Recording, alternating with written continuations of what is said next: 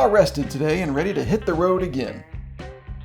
On day 66, we had one last amazing breakfast at my friend's place, bid everyone goodbye, and left the Salt Lake City area westward. We ultimately decided not to return to southern Utah at all. The parks we missed will have to come on some other trip.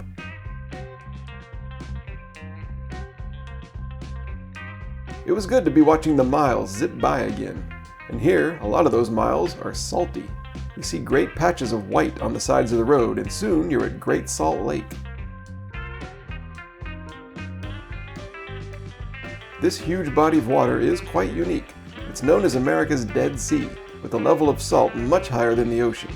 It's the largest saltwater lake in the Western Hemisphere. Some small sections of the lake do have fish, but mostly can support only things like brine shrimp and algae and birds. People were out in sailboats and paddleboards today. Life by the shore seems relaxing. I became fascinated by these brine flies. There are an estimated 100 billion of them here. Also that seagull from Burger King a few days ago. Well, maybe it's not the exact same individual, but this lake explains why shorebirds are hanging around this mostly arid desert land. At the visitor center, we bought a pin and learned that Great Salt Lake is in a great basin, out of which water doesn't flow. That's why it's so salty. Minerals are carried here from streams, and the water can only evaporate, leaving the saline minerals behind. Cool. Plus they gave us free cups for the car. Cheers, Utah.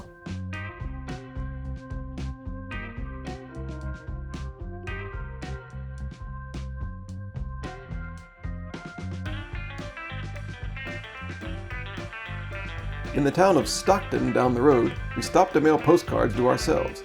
Stockton was the first place in Utah territory to get electric lights and a telephone. I really liked the vibe. Well, most of it.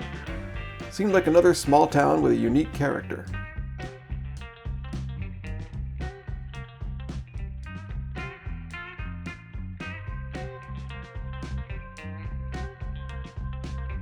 In fact, everything on the drive today was pretty cool.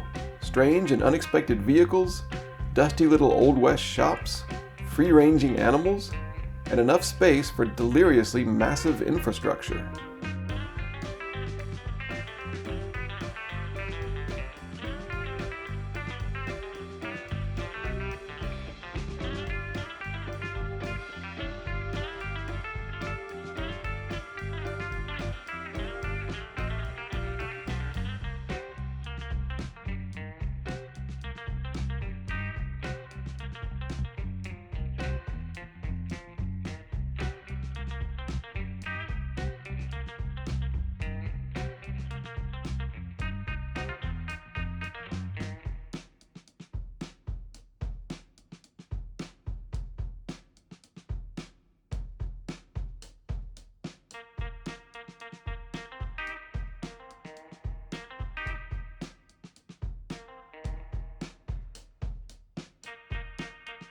And Utah gave us another well-timed picnic spot out here in the middle of nowhere. An especially nice one. Covered table and even a restroom. Blood sugar was quite good, 144.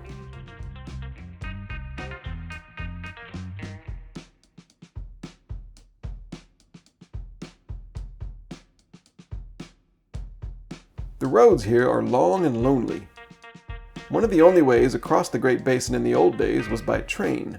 They still pass through today. In some places you get the sense that trains still dictate the pace of life here, in towns established as rail stops in the era of the great American Western railroads.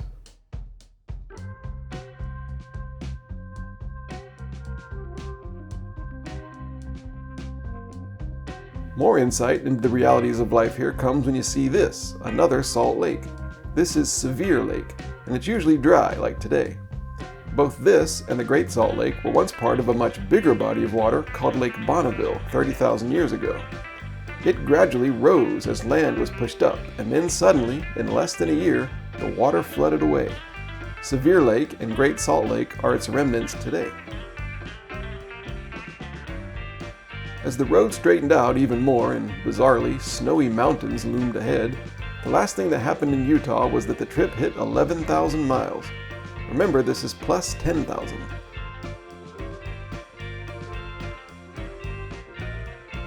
And rest assured that somewhere on a dusty little spot on the highway, there's a tiny bit of civilization that marks the Nevada border, our 20th state. Immediately, Nevada asserts its own weird personality. In the little building across from the welcome sign, we found out that Highway 50 is nicknamed the loneliest road in America. Inside, a rogues gallery of friendly and tough-looking local luminaries lines the walls.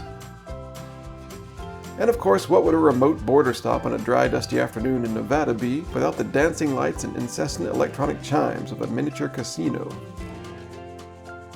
Not being gamblers, we pressed on, but not far. Our motel is just inside the border, in a minute town called Baker. About 68 people live here, which means that our arrival raised the population about 3%. The room was perfect, small and functional, but cozy and quirky. Even the laundry in a tin shack just down the road is pure Nevada.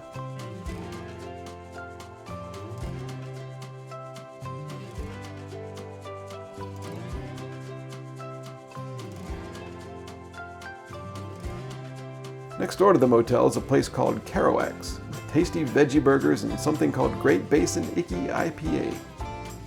Speaking of Great Basin, and to explain why our room is at something called Stargazer Inn, after dinner we drove into the place we came to see, Great Basin National Park.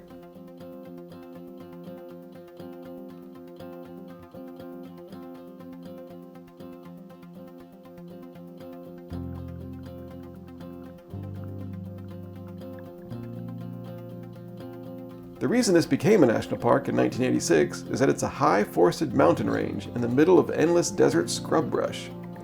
We're going to see that part of Great Basin tomorrow in the daytime, but tonight we're headed to an astronomy lecture in the parking lot of the visitor center, given by our ranger.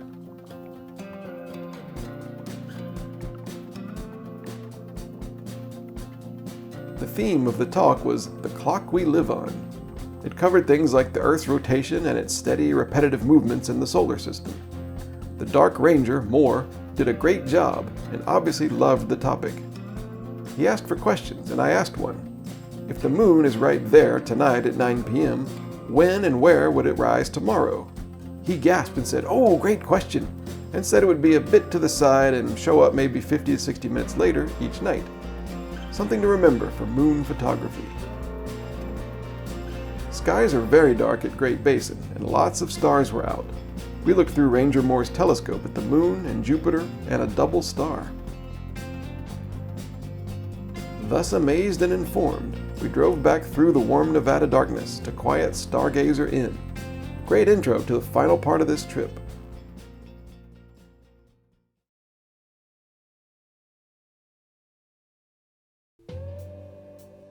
Dinner at Kerouac's was good yesterday, so we had breakfast there today. Excellent food to give us the energy to explore Great Basin National Park. We said goodbye to Stargazer Inn and went to the park's main visitor center just outside the park boundary.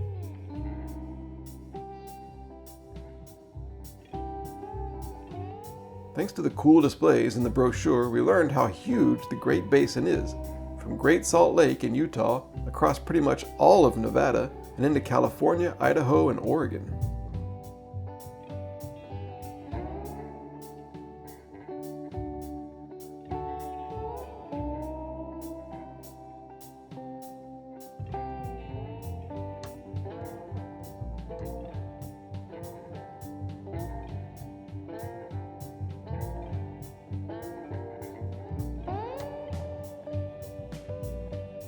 At Lehman Caves Visitor Center, they didn't have any tokens, but they did have a basket of trilobite fossils. Why not? We still need to conserve energy and recuperate, so we skipped the tour of Lehman Caves to go driving through the Snake Mountains, which make up much of the park.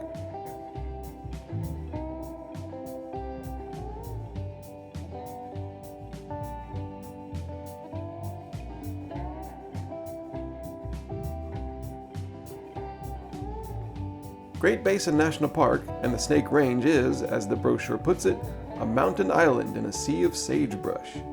Hundreds of miles of flat, dry desert extend in every direction, but here in the park, the air is cool, and there are alpine trees and snowy peaks, and plenty of hairpin curves on the way to the top. It's a shame that this is one of America's least known NPS sites.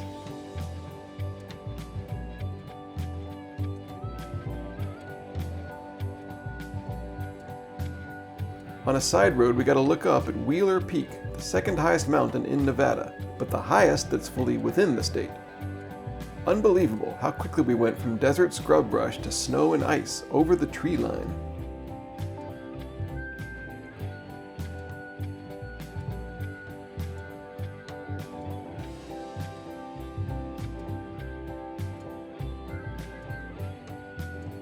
At the end of Wheeler Peak Scenic Drive is a sort of wonderland of bright green trees with white trunks and patches of snow, unthinkable 20 minutes earlier, and sparkling mountain streams.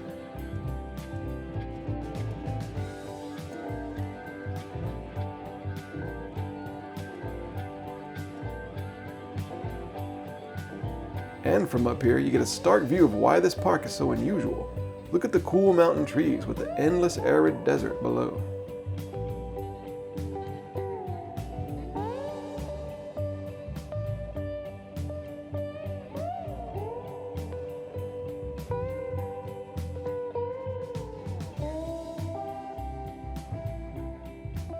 The road back down to that desert was as fun as the road up, and by the end it was seeming strangely familiar somehow.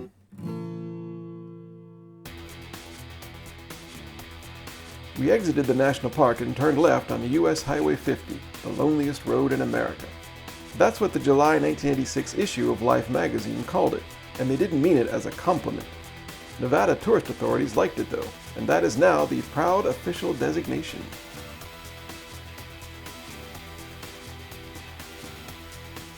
America's loneliest road is long, often straight, and goes through endless miles with not much around. Which is what makes it so cool. The magazine said, quote, "There are no points of interest." Well, I guess if you have no imagination whatsoever. I loved Highway 50. The blue sky, the sense of open space, the Nevada-shaped signs explaining the history of silver mining and ghost towns, and always dusty flatlands and views of the occasional dramatic mountain range. Highway 50 gives you time to just sit back and think, absorbing the landscape as you go.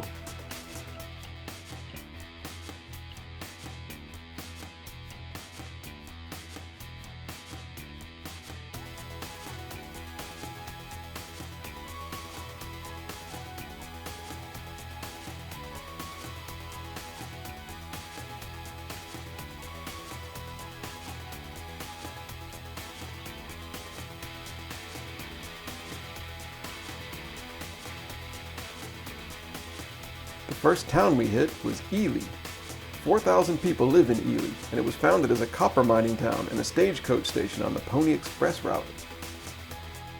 We stopped for gas and a psychedelic car wash.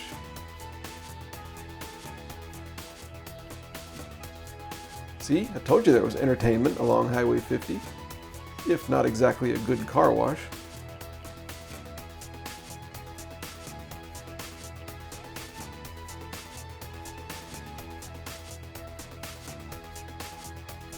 After Ely, we left America's loneliest road and got on Highway 6, aka the Grand Army of the Republic Highway. If anything, I thought this road might be more deserving of the loneliest road nickname. And finally you go through those hills and mountain ranges that you've been seeing, like here at Current Summit Pass, 6,999 feet above sea level.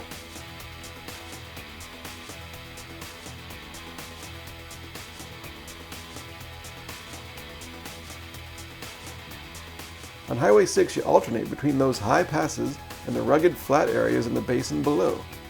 Nevada overflows with character.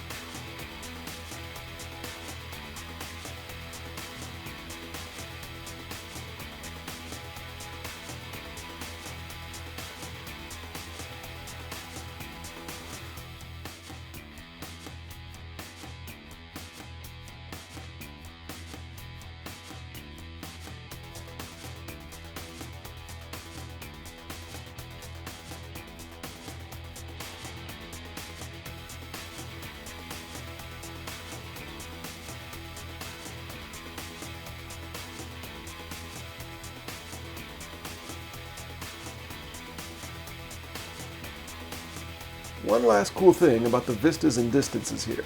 I love this. Rest area 1 mile. And it's clearly visible 1 mile down the road.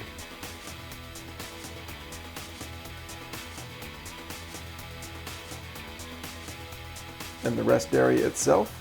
Lonely. And I mean that as a compliment.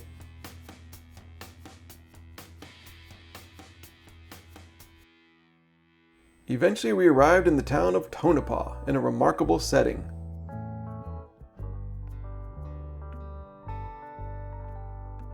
Tonopah was a silver mining town, said to have been founded in 1900.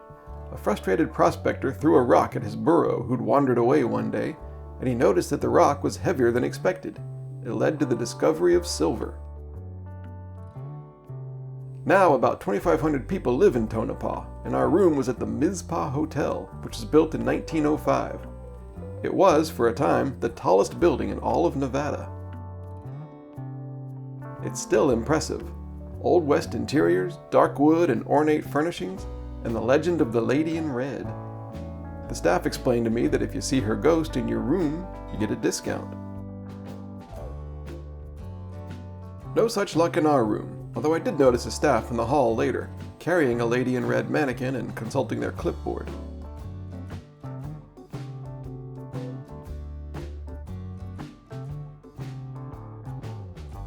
Somewhere in Tonopah, dinner awaited.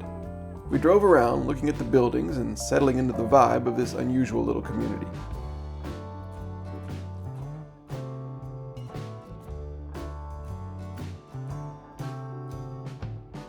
Somewhere past the Clown Motel, built next to a cemetery and also said to be haunted, we ended up at an inviting-looking place called Tap Room.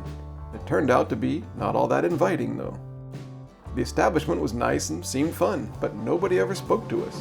We sat at the bar, the only seats left in the crowded place. I know servers get busy, so we were patient. But after a long while, with no acknowledgement of us at all, we gave up. Maybe we had become ghosts. If you see the hungry traveler at the bar, you get a discount. Anyway, I said to Maceo, let's leave, but we'll walk out slowly to give them a chance to stop us. But they didn't. We ended up outside. Well, why stay where you're not wanted? We went to a nearby place called Hometown Pizza, and they took our order and gave us food.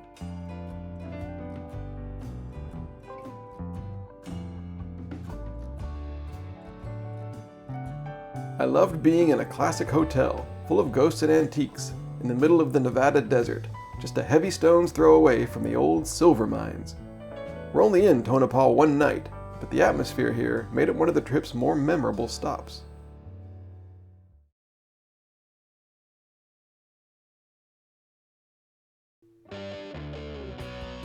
We made it through the night at Mizpah Hotel with almost no paranormal visitations. We were actually hoping to do some gambling down in the lobby this morning. We are in Nevada after all, but the person who oversees the machines wasn't in yet. However, at the Giggle Springs gas station next door, their machines were beeping and flashing and all ready for us. We felt luck was on our side. We each put in $5 and started playing poker. After a few minutes, we both quit while we were ahead, and we'd won enough that we were instructed to go get the money from the clerk. I kept waiting for the catch, but there was none. The lady gave us actual money for nothing. It paid for our gas. And that was our last view of Tonopah. Now it's just a drive down Highway 95 through bleak rural Nevada towards Death Valley.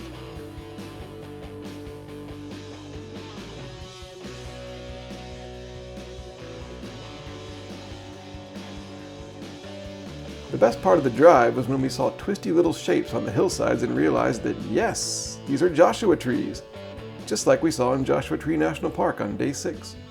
They don't just grow there, this is 250 miles away. Great to see them again. I was inspired to listen to U2 in the car again.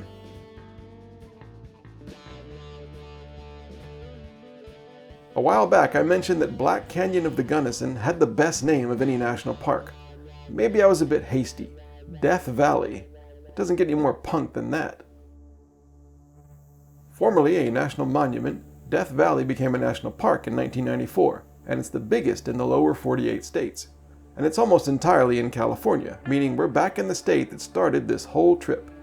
No state sign at the border, though.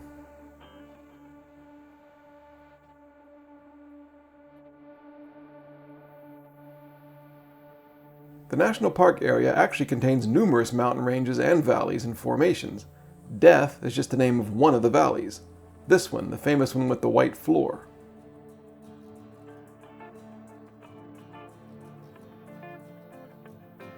Our first stop was Furnace Creek Visitor Center. It was here that, in 1934, the hottest air temperature ever recorded on Earth, as of this video, occurred, 134 degrees Fahrenheit. In June, it's usually in the 90s or worse. I'd say our luck was continuing today. The Visitor Center boasts of Death Valley's superlatives. Hottest place on Earth, driest and lowest place in the United States, 8th lowest place on Earth. It's exciting and kind of daunting to be in such an unforgiving land. Unlike Nevada though, you give money, not take it here. Oh well.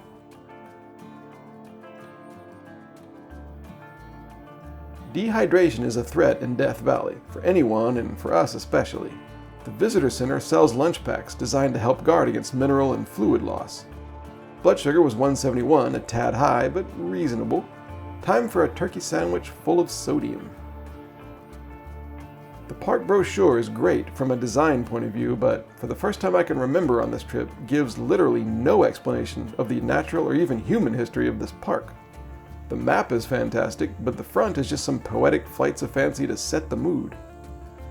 The actual story is that the park encompasses a motley collection of landscapes with big views and cool names.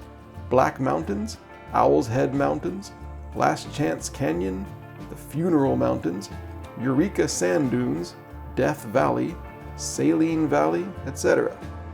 It also has a history of mining, of human hardship, and most of all, the indefinable romance of peculiar new discoveries, maybe about oneself, to be made behind the inscrutable rocks and in the arid valleys. Our first highlight in Death Valley was Zabriskie Point. I've always known of this place because the movie Zabriskie Point was filmed here, and Pink Floyd, one of my favorite bands, did music for it. The famously strange and beautiful Badlands here are from a lake which dried up 5 million years ago, before there was a Death Valley at all. The humps and folds of tan rock, with their colorful highlights, are one of the park's most iconic images.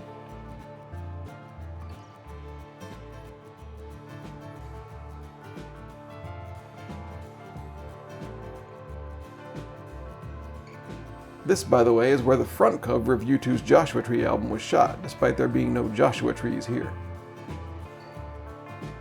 And that's me on my first ever cross-country road trip. Actually wearing a Pink Floyd shirt, I think. And here I am on this trip, not wearing a Pink Floyd shirt. Zabriskie Point was named for one Christian Brevoort Zabriskie, who owned a borax mining company in the early 1900s. He'd transport the borax out of Death Valley using so-called 20-mule teams, which were actually 18 mules and 2 horses who just went along with it. That gave the name to our next destination, 20 Mule Team Canyon, and its captivating dusty little path.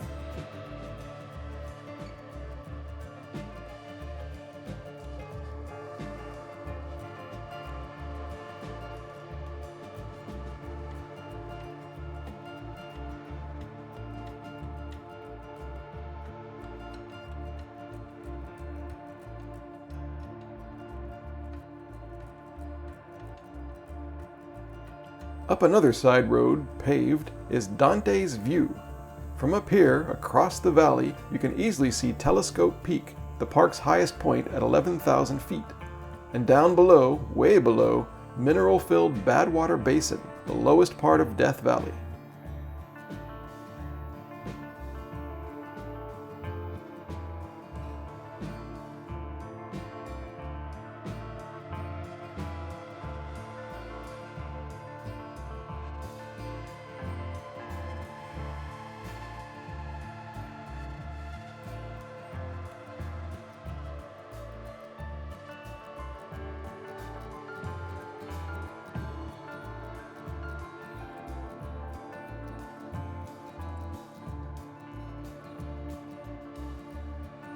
As for Dante's view, it's 5,400 feet above sea level, and as you drive back down, you see not only bizarre new colors and shapes around every curve, but the elevation drops quickly.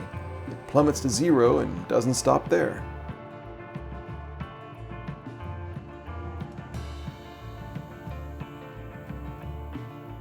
Now below sea level, we were driving down to Badwater. The road here is unnerving, dry and dusty and long, flanked by harsh mountains on one side and a vast area of crusty salt on the other.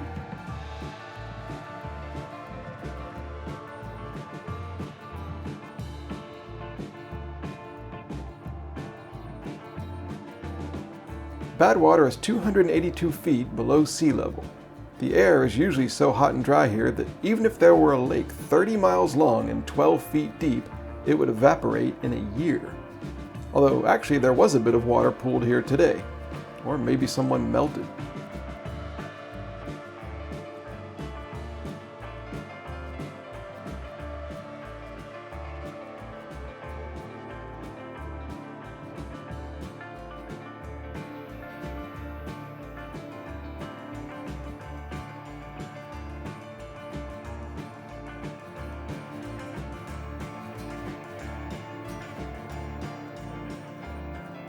Despite the comparatively mild temperature today, Badwater was bright and hot. Constantly sipping a mix of Gatorade and water, we left North America's lowest point and went to my favorite part of Death Valley, Artist Drive.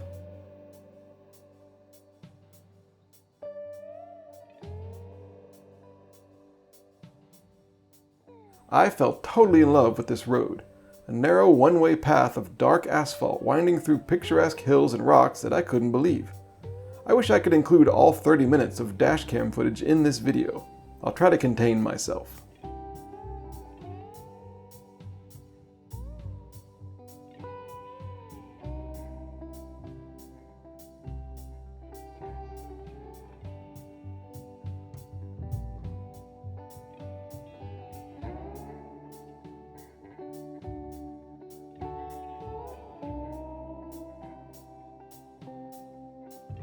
The reason Artist Drive exists is this spot, halfway along it, Artist Palette. Ancient volcanic eruptions scattered metals like iron, magnesium, and titanium, and the heat oxidized them into a range of crazy colors.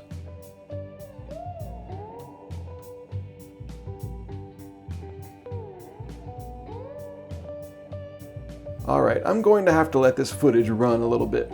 I just love the shapes and the colors and the surprises around each bend. This was one of my very favorite pieces of driving on the whole 90-day road trip.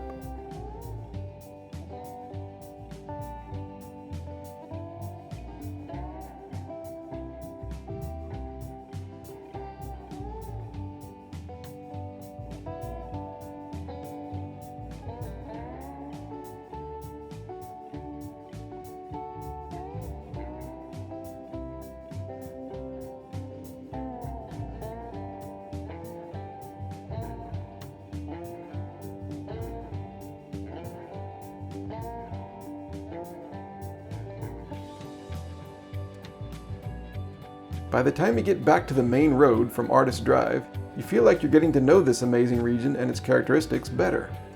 As the sun started lowering and the shadows got longer and longer, we had one more part of Death Valley National Park to see on our way out, the western section towards Panamint Valley.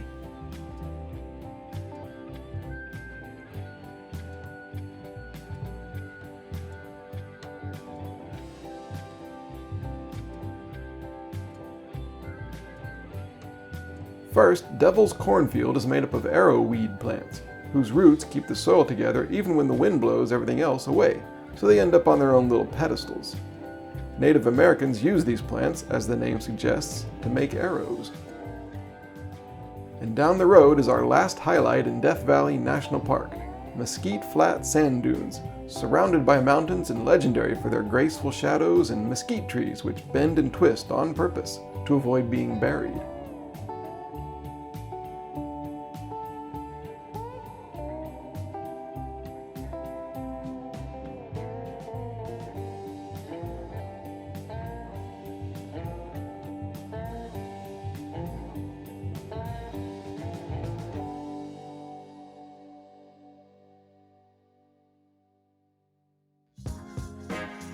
Outside the national park, the road itself becomes the star attraction, winding through hills and opening up into wide, quirky, colorful views. A few miles ahead on this road is the actual spot where U2 took the photo for the back cover of the Joshua Tree album. But that one tree has since died, and anyway, we turned before it onto the even smaller Panamint Valley Road. At times, this was barely a road. Maceo took a nap while I played some music. For Pink Floyd and I, the experience of Death Valley continued to echo as the sun set, very slowly, over the ridges and across the fields. Some of the best driving in America.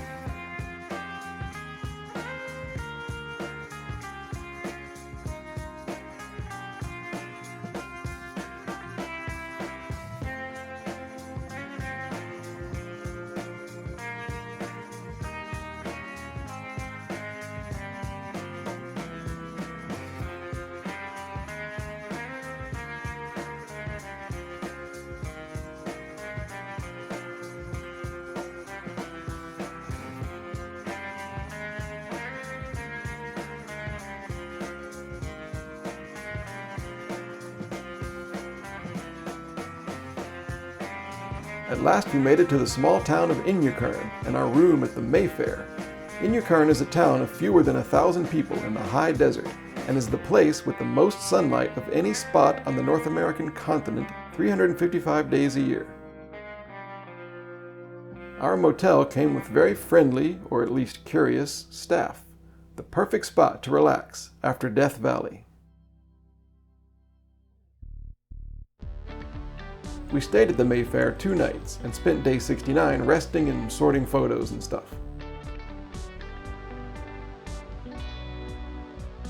Also, the car has been needing service and we took it to a garage in nearby Ridgecrest, recommended by the helpful as always Enterprise office there.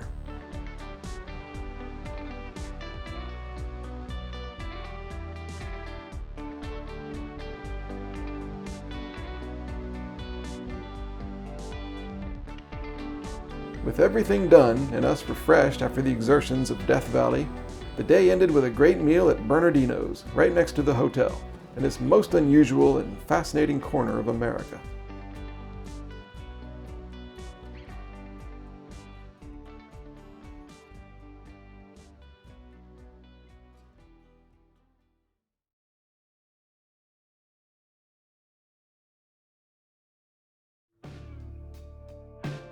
Day 70 was a day of driving.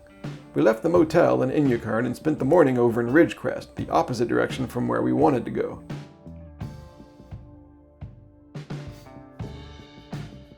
At a health center, Maceo got the stitches in her foot removed, while I perused some of the cheerful reading material in the waiting room. It was, of course, a sunny day, like it virtually always is here.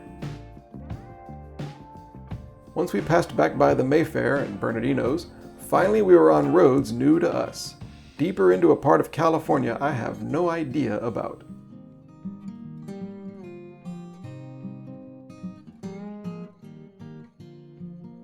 As usual, we stuck to smaller 2-lane roads. At first, Highway 178 outside Inyakern seemed desolate, but not unpleasant. Soon, though, the Joshua trees returned. That's always welcome.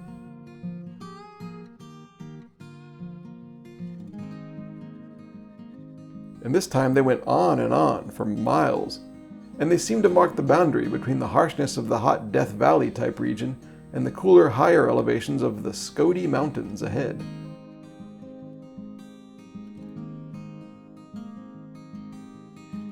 I was hoping for a day of relaxed driving through lovely scenery, and that's what we got.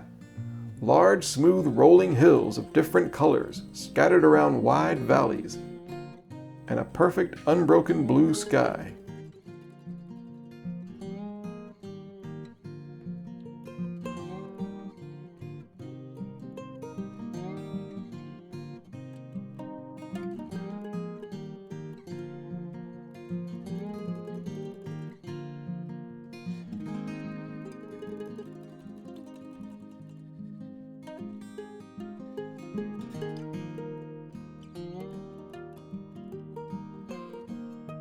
One thing this road trip has changed about me is that I notice the landscape in more detail now. Before, I would just drive through something like this and it would only dimly register in the back of my mind that there were hills around. But now I'm aware of the path the road takes and where the hills are winding and how the scene changes around each curve. Do this long enough and you start to perceive a greater context about where you and your car are in the grand scheme of things.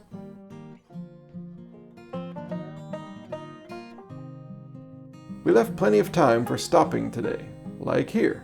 We turned on to Easy Street to mail a Death Valley postcard from the post office in the community of Onyx, population 475.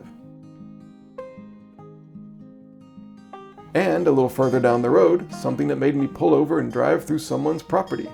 You can't blame me though, look, it's my very own personal road.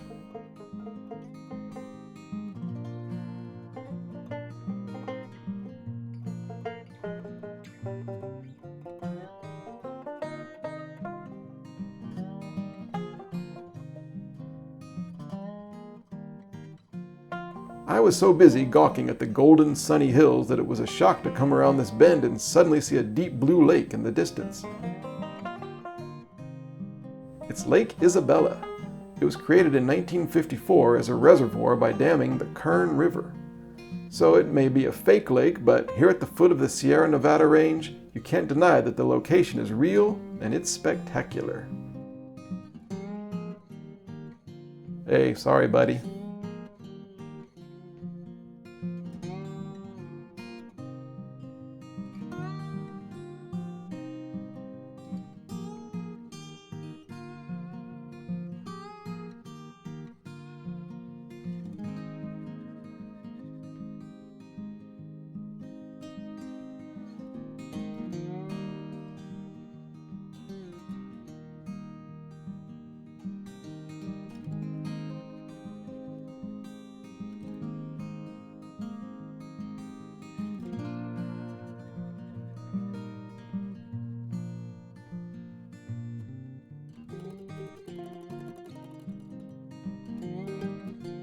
After a short break in the town of Lake Isabella, we took a different road. California Highway 155, which passes over the Kern River, is smaller and more curvy, with large light-colored boulders covering the hillsides. In fact, we seem to keep taking turns onto smaller and smaller roads today, and as the roads got more obscure, the traffic got lighter and the scenery got even more gorgeous.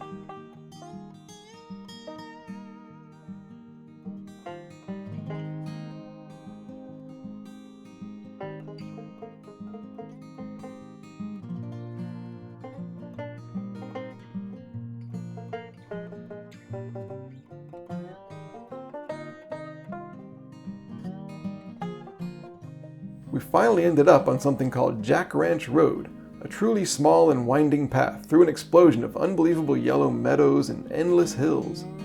The dark green trees that dotted the hillsides broke up the vistas, but the main attraction for me was the bright grass swaying in the afternoon breeze. No wonder California is called the Golden State. But that's enough from me. I'm going to shut up now and let the scenery, and maybe the occasional cow, do the talking.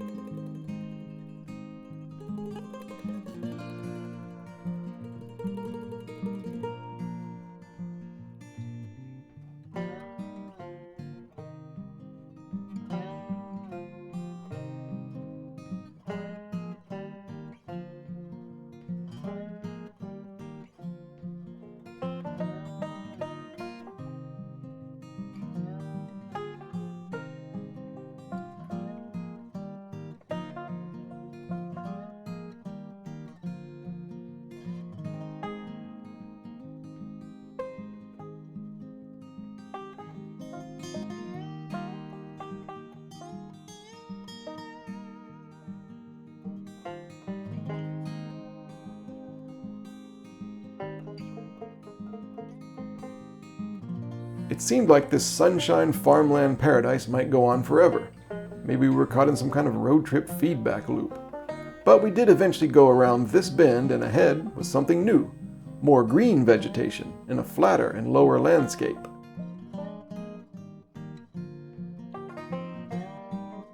These are the agricultural fields near Lindsay, California.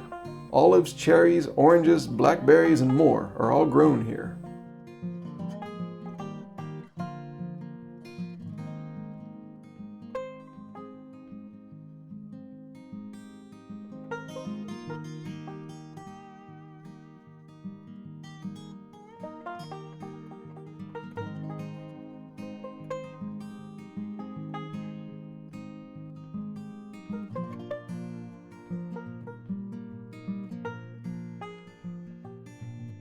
The town of Lindsay has just under 14,000 people.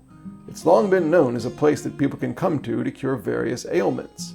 For us, it had been a fantastic drive getting here.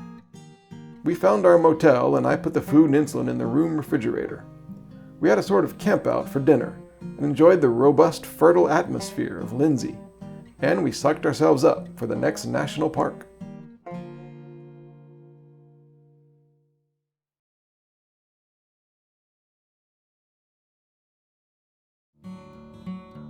Day 71 started as another bright and sunny day at the edge of the San Joaquin Valley. More cheerful agricultural groves, but we're heading in a different direction today. This road leads out of Lindsay and up into the Sierra Nevada mountain range to world-famous Sequoia National Park.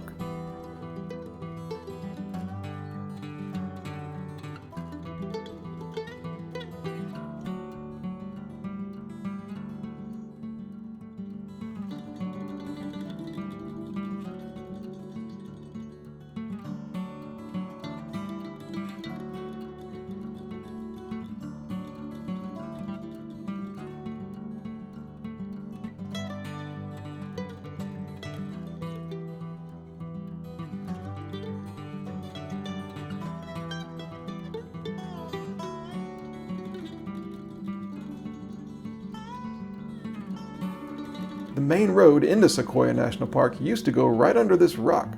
Kinda cool, but you can see why they eventually built another road around it.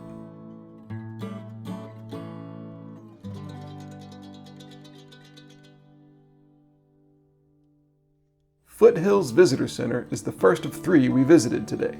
It gives you some insight about the park, and into the psychology of asking for donations. Go Georgia! Sequoia actually borders another national park, Kings Canyon, and they're administered together. They even share a single brochure. We'll be visiting Kings Canyon tomorrow. Sequoia, for its part, is basically famous for 2 things. Its high mountain peaks, including Mount Whitney, the highest in the 48 states, which by the way is a mere 85 miles away from Badwater Basin in Death Valley, the lowest spot. And, most of all, the groves of humongous sequoia trees. We're getting closer to seeing those trees, but for now, can we all agree that, gigantic mutant plants aside, this area is just an amazing place to be? As the road got higher, there were more trees, but they weren't especially notable at first. But in the range of about 5,000 to 7,000 feet above sea level, the trees do indeed get deliriously huge.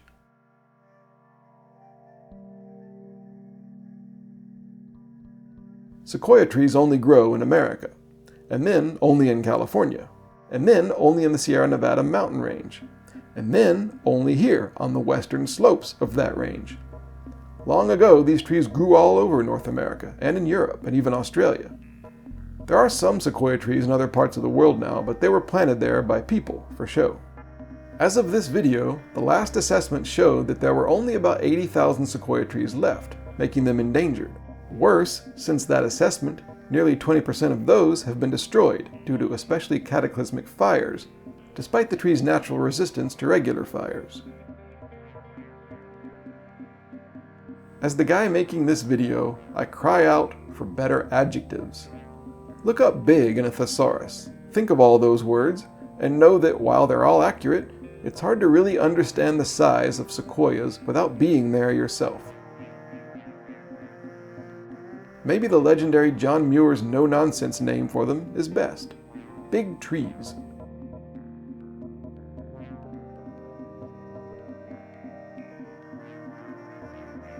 These trees were named in part after Sequoyah, the Cherokee linguist who invented the Cherokee syllabary that we saw in North Carolina on day 37. Now there's an unexpected throwback.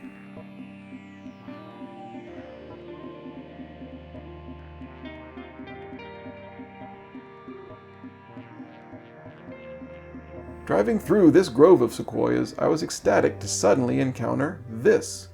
One of America's most classic road trip features, driving your car through a tree. I enjoyed it so much I turned around and drove back through the other way. And then looped around for a third pass so Masio could take a photo.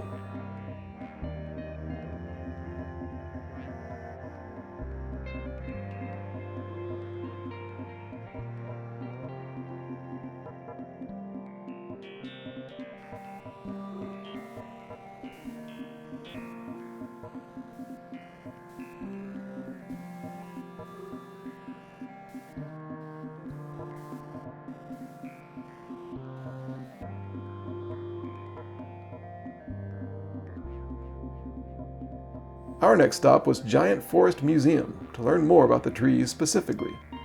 Sequoias are not the tallest, or the widest, or the oldest. They're the biggest, as measured in volume of wood per tree. Look how thick the trunk is, all the way up. That's why. And they don't really burn well, and chemicals protect against insects. The only thing that kills them usually is falling over because they have a shallow root system. Several trees around here are 2,000 and 3,000 years old.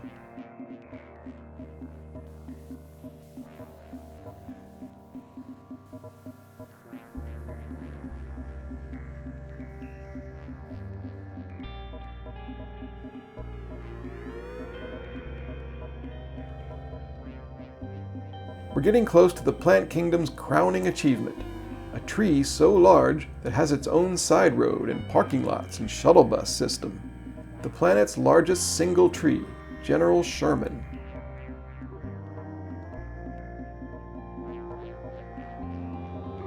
There was a sense of anticipation in the cool, shady mountain air.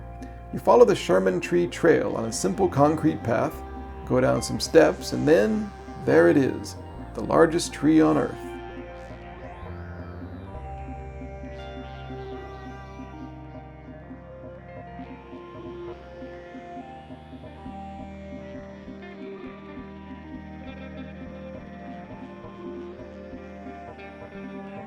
If you took a bath every day for 27 years and saved the water each time, first of all, ew.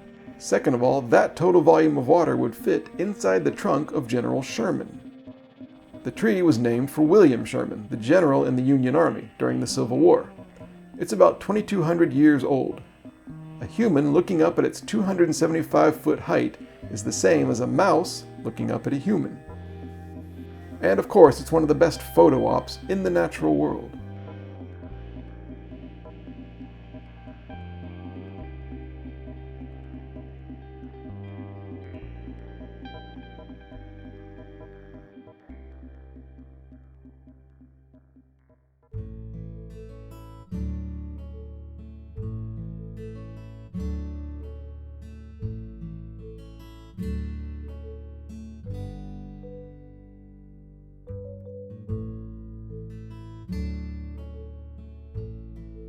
The shuttle bus took everyone else away, and we got in our car and went to the Lodgepole Visitor Center. More displays about the trees and about the animals of Sequoia National Park.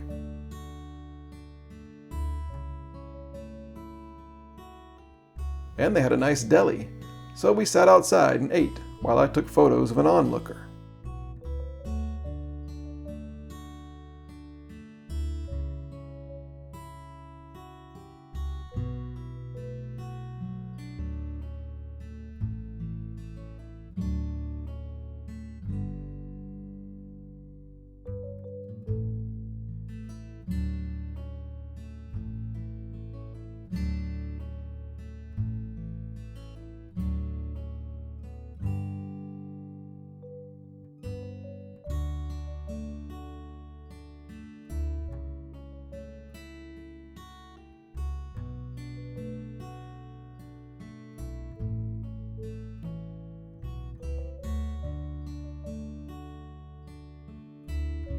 Down in the lowlands of the San Joaquin Valley again, we got to the town of Reedley, our home for the evening.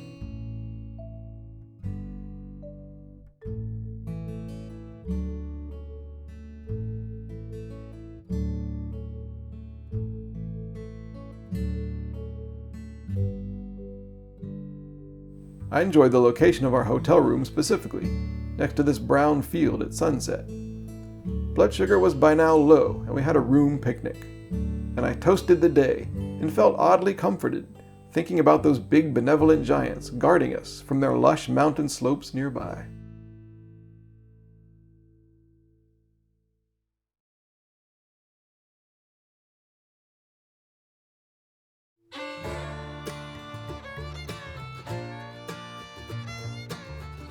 Waffles for breakfast. Not bad. And then we continued the technique of ping-ponging between the San Joaquin Valley by night and the Sierra Nevada mountains by day.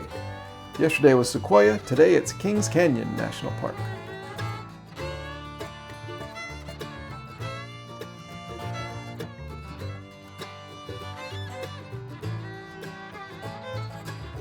The 2 tokens we bought at the visitor center reflect the 2 main draws of this park: the world's second biggest tree, General Grant, and of course Kings Canyon itself, the deepest in the USA at 8,200 feet from peak to floor, depending on how you measure it. This visitor center is in a small section of Kings Canyon National Park not connected to the main part, and it's all about the sequoia trees here. This little chunk was established as the tiny General Grant National Park in 1890, basically to protect the tree and its neighbors. My favorite display is this section of a sequoia, showing the years that fire attacked but didn't kill the tree. Dendrochronology, what a thing.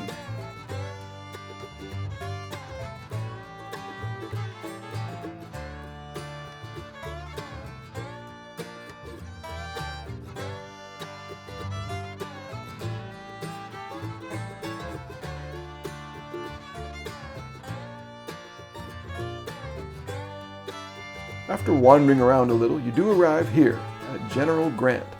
It was named, of course, for Union General Ulysses S. Grant, after the Civil War, but before he became president. Its longtime official nickname, thanks to President Calvin Coolidge in 1926, is the nation's Christmas tree. General Grant is the second biggest tree by volume in the world. It used to be the third until the Washington tree in Sequoia National Park was weakened by a lightning strike and then collapsed under the weight of snow in 2005.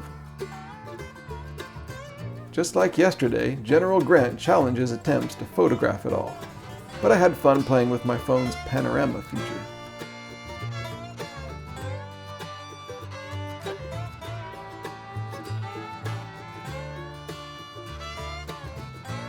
At first, Americans didn't believe that there were trees this big out in California. This one was cut down in 1875, so a cross-section could be sent to the country's 100-year anniversary exhibition in Philadelphia. Even after seeing it with their own eyes, people still didn't believe it, and they called it the California hoax. Later, the Mark Twain tree, 300 feet tall, was also felled. Fortunately, we don't destroy these amazing things quite as brazenly today. As we left General Grant, I noticed that the trip odometer had just hit 12,000 miles. A nice transition to the next part of the day, the road down into Kings Canyon. California Highway 180 is one long dead-end road into the canyon, and it's the only way back out. It actually connects 2 parts of the national park, Grant Grove we just left, and the much larger Canyon part, which was added in 1940. We slowly dropped out of the thick forests around the Sequoia Grove and were awestruck by the views as we got to Kings Canyon.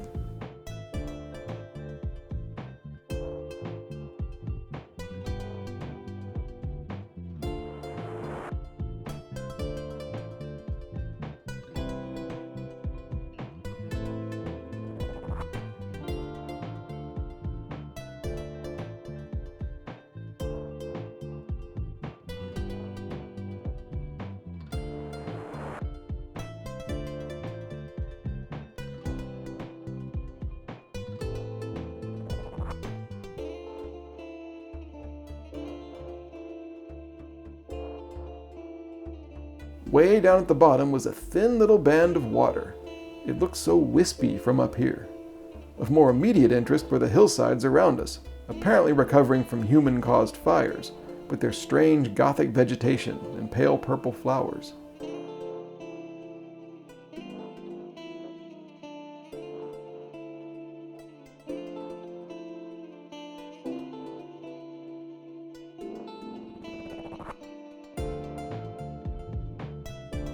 At one point we turned off the road into a campground area, but there was no place for a picnic. It looked like we might not find a suitable place to eat. What a shame.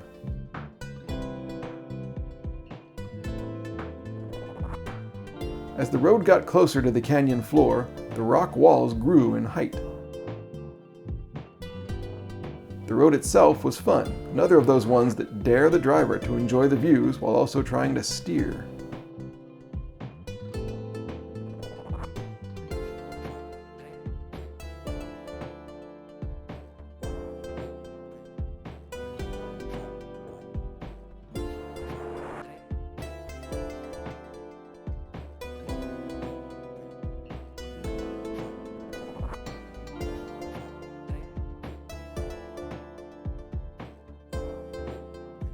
And with the walls and peaks above so distracting, it was a surprise to look down and suddenly realize we'd reached the river.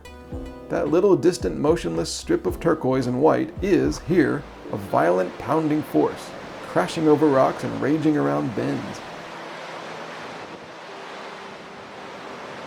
This is the North Fork of Kings River, which starts near here and flows into the San Joaquin Valley, near Fresno.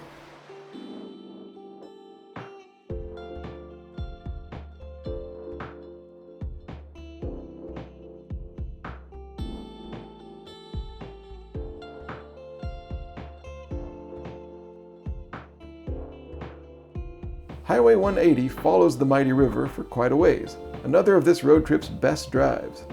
And up ahead, a picnic spot more amazing than we could have dreamed of. This is Grizzly Falls. It's 80 feet high, and on this day was pouring an enormous volume of water over the cliff.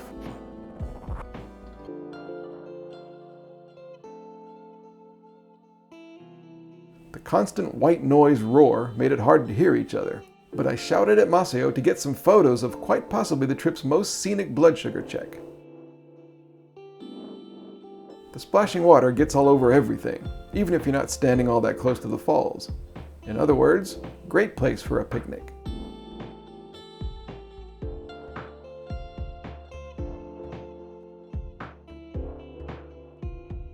We wanted to see everything we could, so we drove to the road's end, which is called Road's End. From here, without hiking through the backcountry, all you can do is look up and out to the huge mountains and the dense forests. It seems endless, a mountain paradise.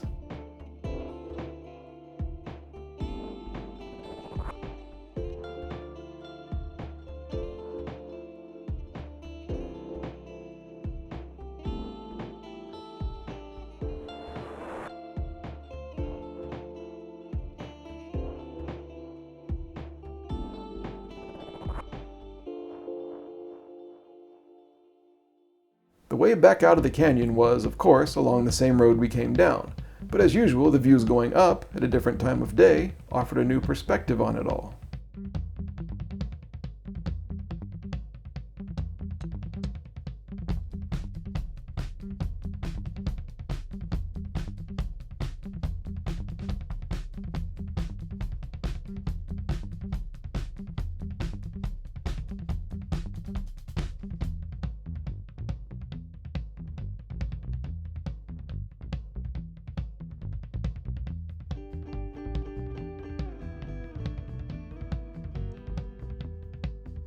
Back at the top, there's one opportunity to not have to retrace your steps through Grant Grove. And I always like to avoid retracing steps. This is a long cut-through called Hume Lake Road. Roughly paved, super curvy, and choked with tree shadows, and utterly without other people.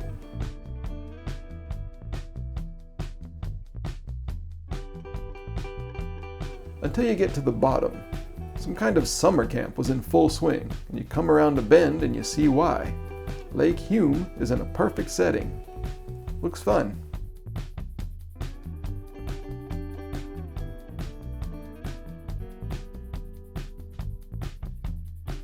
But then the road immediately snaps back to its narrow, untouched backwoods self. Did we just hallucinate all that?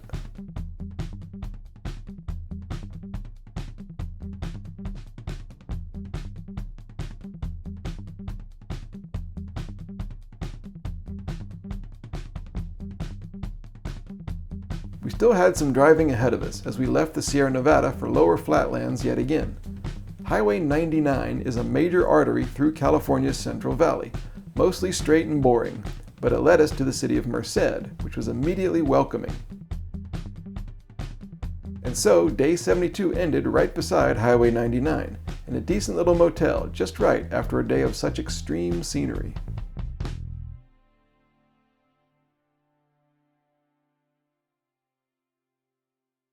Good morning! Breakfast's here!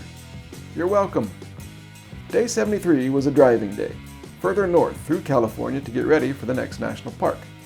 If you know your California geography, you might wonder why we're not going to Yosemite National Park, which is just down the road. Well, the main road in the park was closed due to snow, and we were still in hospital recovery mode and couldn't do any hiking anyway, so I thought we should wait until we can see it properly. I also spent an hour trying to work out a trip to see Lake Tahoe, but the area is so expensive and so out of the way that it just didn't work out. So we're heading north. But before leaving Merced, it's haircut time. Haircuts at this place are normally $20, but my barber only charged $15 because there's hardly anything to do with my hair, just mow it down. So I tipped $5. And I'm almost presentable again. Let's hit the road. I wasn't really enjoying Highway 99 any more than I enjoy interstates, so we turned onto smaller roads as soon as we could, and instantly saw more of the unique character of this part of California. See, it's always good to take the smaller roads.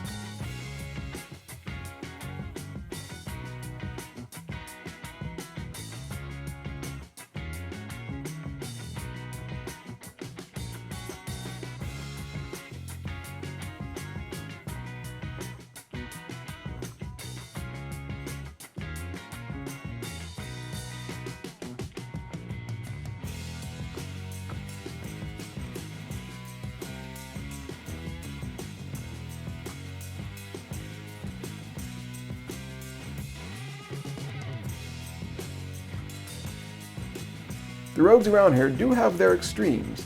On one hand, gorgeous fields full of yellow flowers. On the other hand, cars on fire along I-5 north of Sacramento. Road tripping is a dangerous prospect sometimes. Speaking of extremes, it was 100 degrees F outside. And as we pulled into the town of Colusa, what did we see but an amazing looking building called 100F. A welcome from the travel gods to Colusa, and to our room at the friendly little Riverside Inn. The guy who checked us in recommended a nearby restaurant on the Sacramento River, and also grumbled that we would probably not want to be here tomorrow because the forecast was for 108-degree temperatures, which he complained was unheard of. Due to the heat and the mosquitoes, we declined the Riverside restaurant and got dinner from a supermarket. My beer was called Widowmaker, with over 10% alcohol, and made by a company in a place I'd never heard of, Bernie, California. We will find out what that is tomorrow, though. At any rate, we're ready for the next national park tomorrow, a nearby one that I'd never even heard of. We said goodnight to the giant piece of fruit on the floor. Northern California decoration or motel mistake, I didn't know. And we rested up.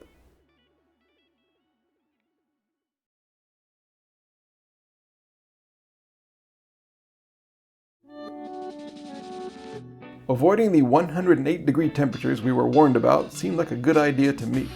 Luckily, we're heading north into the mountains today.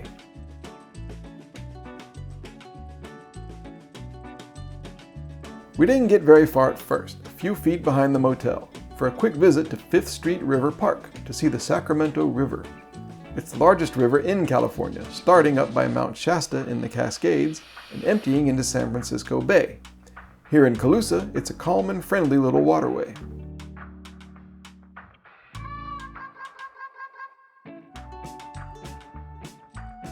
The agricultural flatlands around Colusa soon gave way to cooler, winding mountain roads, thick with fir trees. This is the southern edge of the Cascades, which stretch all the way up into Canada. I didn't quite know what was ahead on this road. I'm sure this helpful sign will tell us. Alright, well, we'll find out when we get there.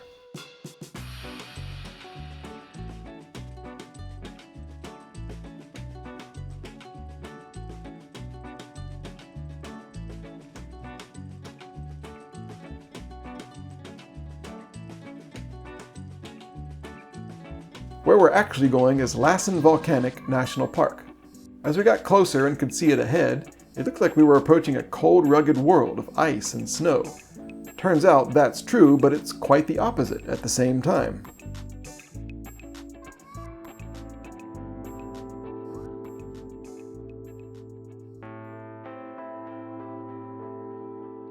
Lassen Volcanic National Park is the perfect metaphor for today.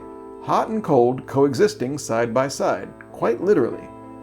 This is a park that I'd never even heard of before this trip, but it's one that made a lasting impression, as we too kept experiencing temperature extremes today. The visitor center is called Komyama-ni, which is the native Maidu name for Lassen Peak, arguably the park's main feature. They had the nerve to try to sell us 6 different tokens, but we had the nerve to give them the $6. How do you not buy a token called Bumpus Hell? The park brochure has a great tone to its writing, descriptive but economical, worthy of writer Edward Abbey, whom the brochure even quotes. As it says, Lassen Volcanic is intrinsically untamable. The large, roughly rectangular park holds a bizarre landscape that introduces a new element to the road trip: ongoing volcanic activity. There are 4 types of volcanoes on Earth, and this park is a rare instance of all 4 being in one area.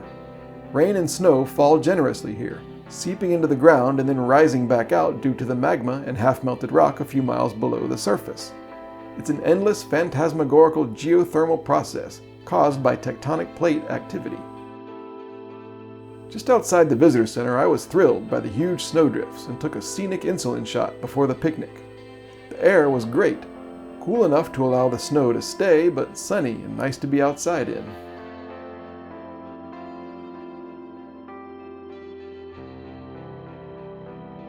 Like many national parks, one single road goes through from south to north through Lassen Volcanic, with the rest wilderness.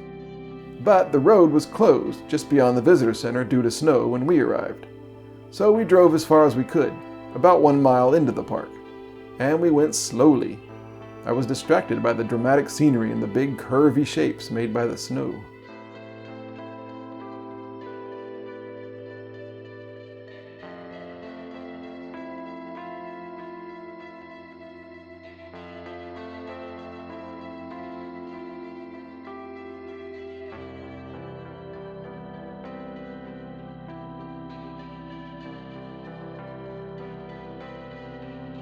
You can still walk on part of the road, so we parked and forged ahead.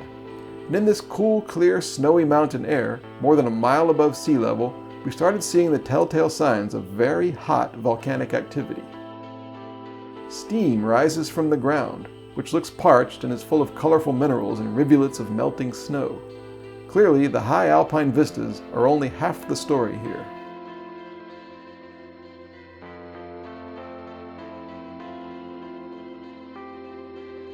This is Sulphur Works, where boiling pools of mud burble just feet away from thick patches of snow, and fumaroles obscure the view of tree-covered mountains. A strange place to find yourself, a land of very closely related opposites.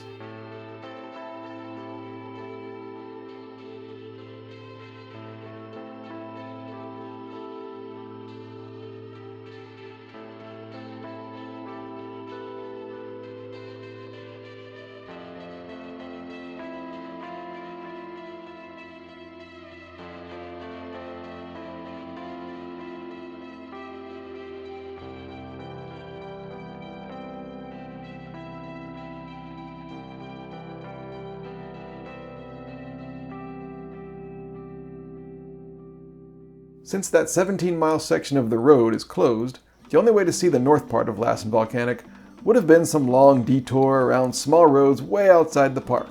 So let's do that.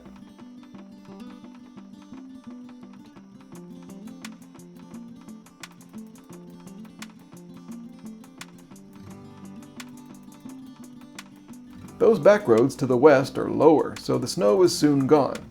Before we get to the lowest part though, look at this. From here you can make out Mount Shasta to the northwest. That volcano, famous for, among other things, its spiritual significance to New Age adherents, rises 10,000 feet higher than the surrounding area. It's hugely prominent, but actually not really part of this road trip. It will, however, be a sort of recurring background character over the next couple days, so keep it in mind.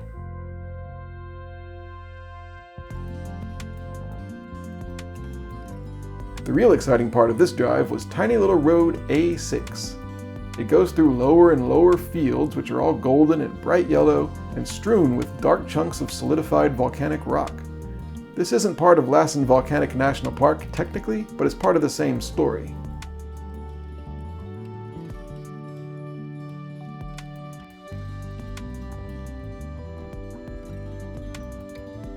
I'm not quite sure, but I believe the mountain on the left here is Lassen Peak over in the park. I don't know how many people get to see it from this vantage point, but it was pretty weird to look up at a huge snowy mountain while outside the car it was 106 degrees. Not that I was in a hurry to escape. I was loving Road A6. Let some other go-getter eat up the miles on the highway. I'm here to enjoy the unusual surroundings at a more relaxed pace.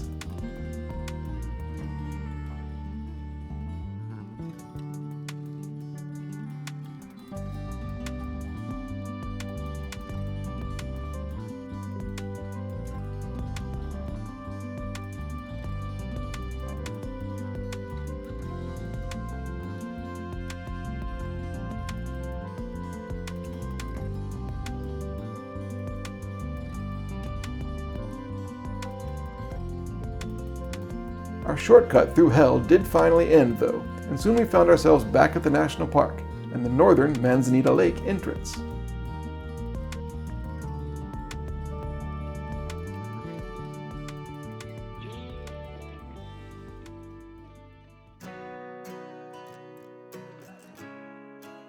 The line to get in here was actually much longer, but I think that's because locals like to go hang out by Manzanita Lake near the entrance. Can't say I blame them.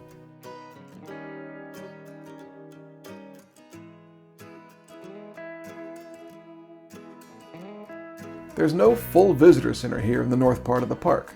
There used to be, and lodging too, but it was all removed when officials realized that the area could be in the path of a ferocious landslide during some future volcanic eruption. But there is still a museum dedicated to the last eruptions in 1914 and 1915. These events led to the establishment of the park thanks to photographic technology. Photographer Frank Loomis knew an eruption of Lassen Peak was imminent, so he hung around for days with his camera focused on the mountain. When he saw a huge plume of smoke one morning, he knew it was time and he ran to the camera. Loomis managed to get 6 photos of the eruption. The images so impressed the nation when they were published that the ensuing attention led to the Lassen area being set aside as a national park. Outside the museum is a seismograph, a reminder that a series of earthquakes precedes a volcanic eruption, and that the volcanoes around here are still active, and they will erupt again eventually. It's just that nobody knows when.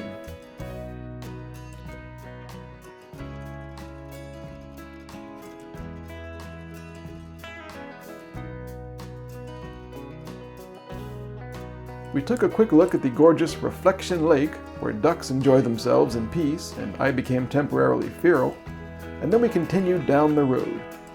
Here, the highway reaches deeper into the park, with much clearer views of majestic Lassen Peak. We started to get fascinated by these little red pine cone looking things we kept seeing, and we pulled over for a closer look. Actually, these are not pine cones at all, but snow plants. Snow plants are parasitic, getting nutrients from tree roots, and they pop up after the snow melts in spring. They have no chlorophyll, and they bring pizzazz to your drive through this park.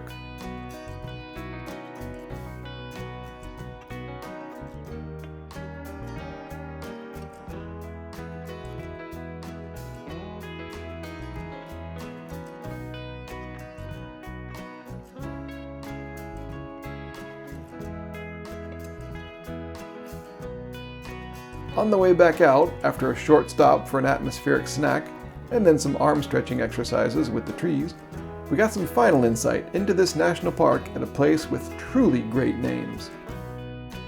These volcanoes are called the Chaos Crags. They formed during an eruption about 1,000 years ago, so about the same time the people were building their cliff dwellings back in Mesa Verde. About 300 years ago, a landslide in the Chaos Crags sent debris crashing down.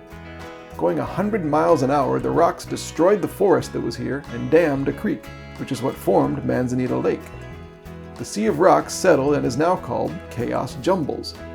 The thought of a replay of all this is why the Park Service discontinued the visitor center and the lodge.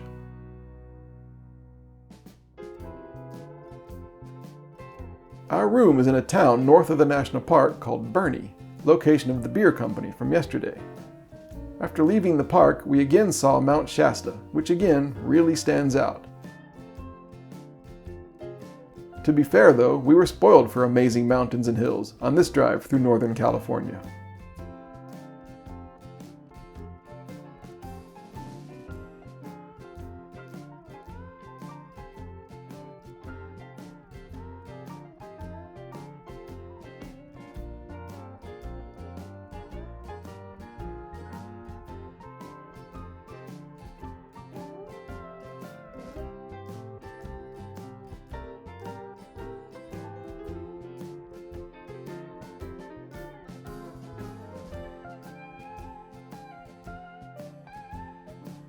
Bernie was great, small and quiet, and of course in a cool and pretty setting. We found our rustic room at the Green Gables Motel, having survived the cold snow and the boiling ground in a national park that you could really spend weeks hiking and exploring. Hopefully someday. For now, time to rest up, because tomorrow the weird world of volcanic activity and temperature extremes develops even more.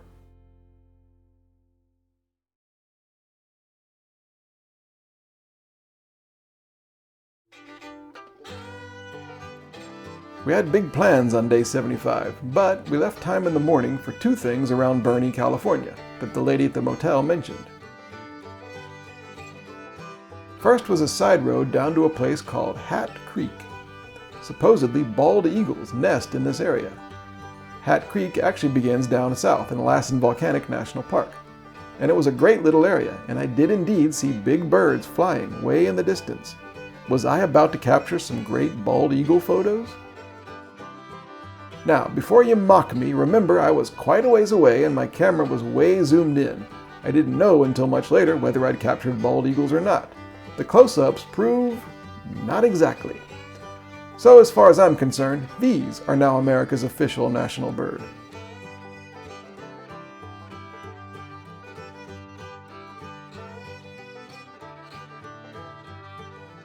Our presence here probably wasn't really helping the people fishing.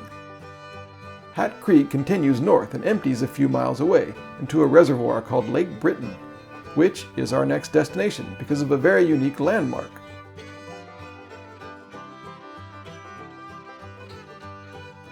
This bridge on Highway 89 crosses Lake Britain.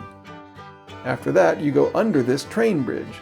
Trains no longer use it, but if you turn down a little side road, you discover a third bridge, a special remnant of the old train line. 1980s movies fans may recognize this bridge. It was the one in the 1986 movie Stand By Me that the kids ran across.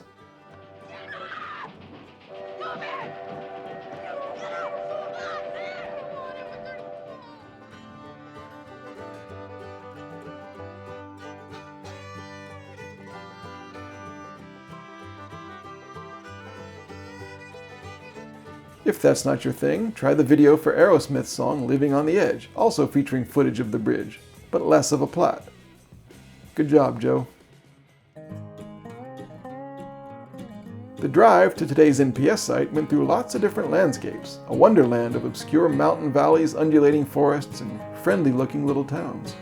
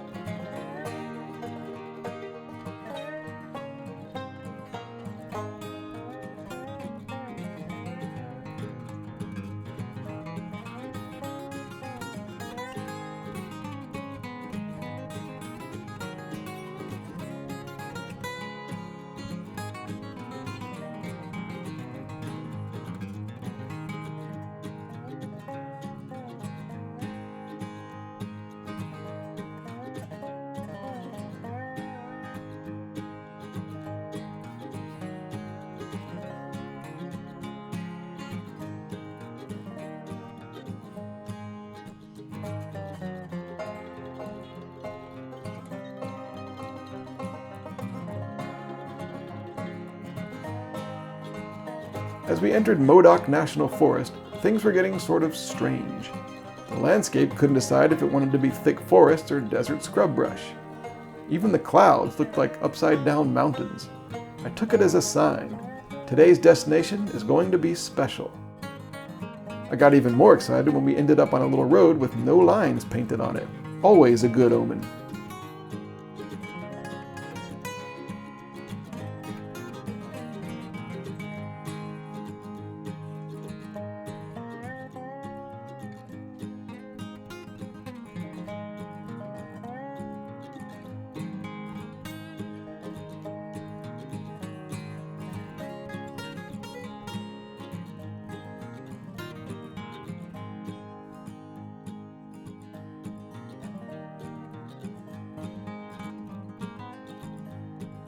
When we arrived at Lava Beds National Monument, I got out of the car as usual to jump around the sign.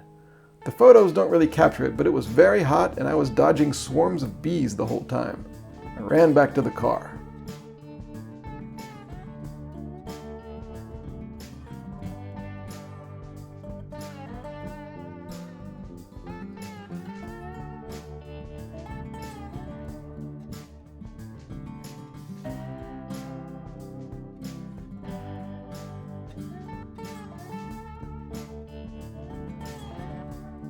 The visitor center is instructive and the staff were helpful.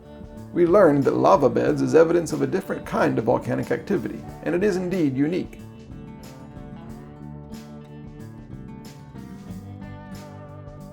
The visitor center warned us some fierce-looking creatures. Outside on a drive-around lava loop behind the visitor center to see the views, I was glad that the bees had been swapped for something less frightful.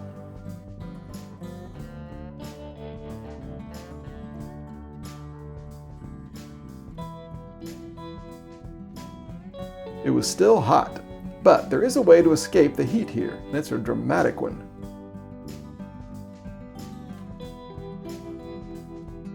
There are several ice caves, which is when cooler air goes down into a cave and only the warmer air drifts back upwards, so it gets colder and colder inside.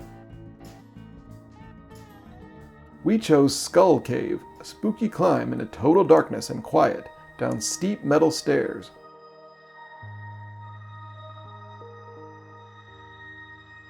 It only took about 5 minutes to reach the floor, but it was at least 60 degrees colder than outside. Freezing, literally. Everything's coated in ice.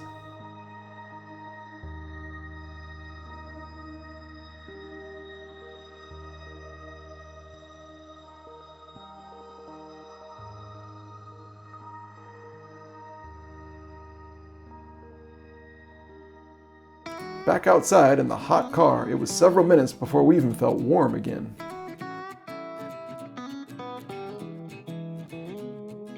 Lava Beds is one of those places where there are constant opportunities to pull over for new views, and they're all worth it. Point your camera anywhere and just shoot.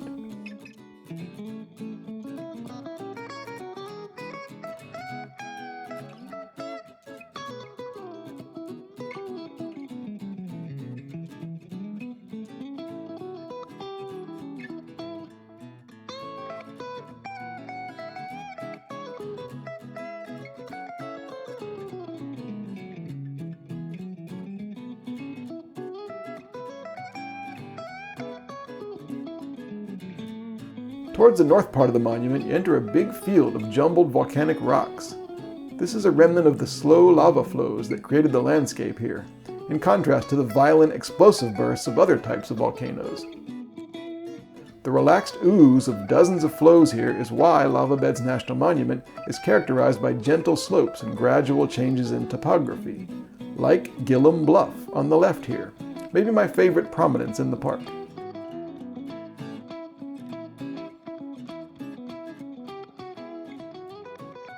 Native Americans of the Modoc tribe called this area home for 10,000 years. In the 1800s, settlers arrived and forced the Modoc to move to the Klamath Reservation up in Oregon. But one band of Modoc objected and returned to Lava Beds. Under their leader, nicknamed Captain Jack, they stayed and fought the U.S. Army for several months. People on both sides died. General William Sherman, of Big Tree fame, even called for the, quote, utter extermination, of the Modoc. Eventually, the U.S. Army was victorious. Captain Jack and a few others were executed. To learn how the Modoc put up such a convincing fight in this harsh land, we pulled over to Captain Jack's stronghold, where it all went down. You can buy a great little booklet, $1 on the honor system, and walk the trail among the volcanic rocks where the Modoc men, women, and children hid, lived, and shot at U.S. soldiers for 5 months.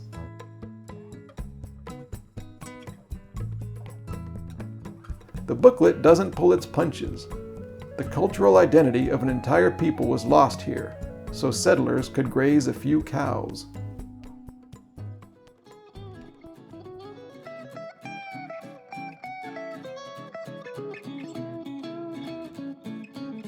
Just beyond Captain Jack's stronghold, you leave lava beds and enter the Tule Lake National Wildlife Refuge, a spot for migratory birds and the striking Castle Rock Formation.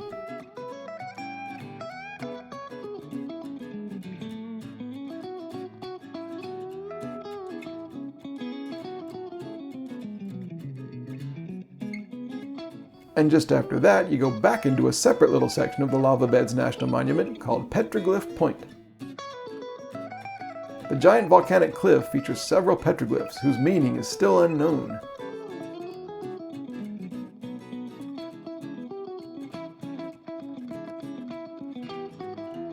To be honest, I was just as impressed with the weird rock itself.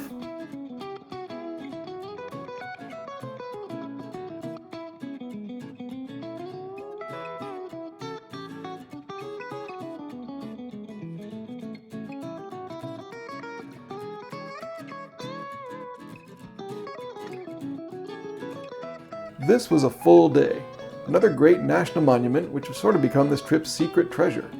We drove west, just under the California-Oregon border, on Volcanic Legacy Scenic Byway, which goes by Lower Klamath Lake. We were about to enter a new state.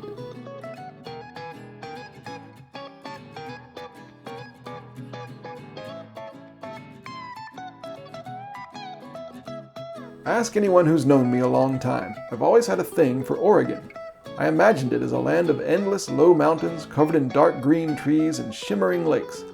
But I'd never been there, so I was thrilled when we turned a corner and crossed the state line. Oregon is the final new state on this trip, and the only one that I'd never been to before.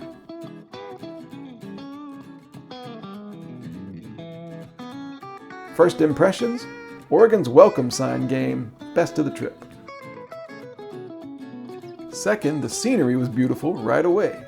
Soft green and yellow fields with attractive hills and picturesque water.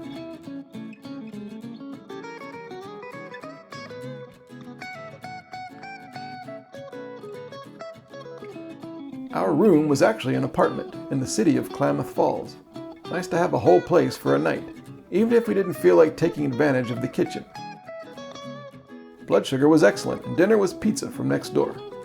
After the day's experiences, it was easy to drift off to sleep in a new place I'd always dreamed of visiting.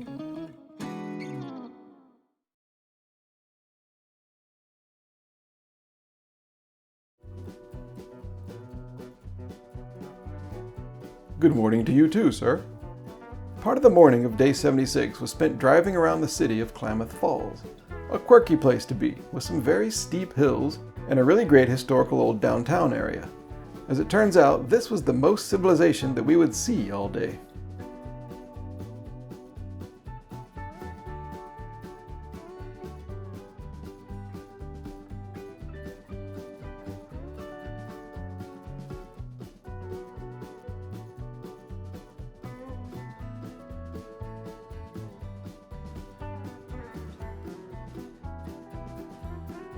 We're heading north towards Crater Lake National Park. The first thing we came across, though, was Upper Klamath Lake. As big as it is, it was once part of a much bigger one called Lake Modoc.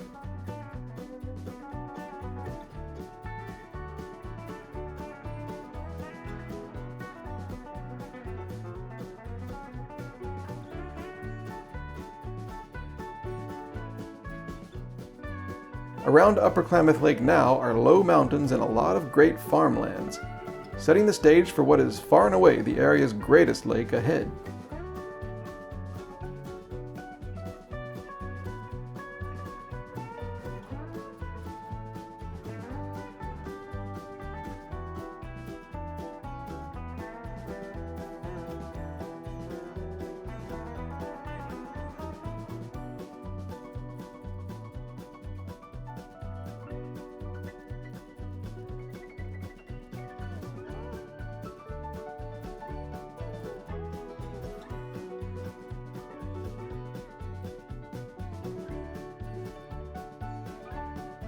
I was ecstatic to be in this park, which I've wanted to visit for years.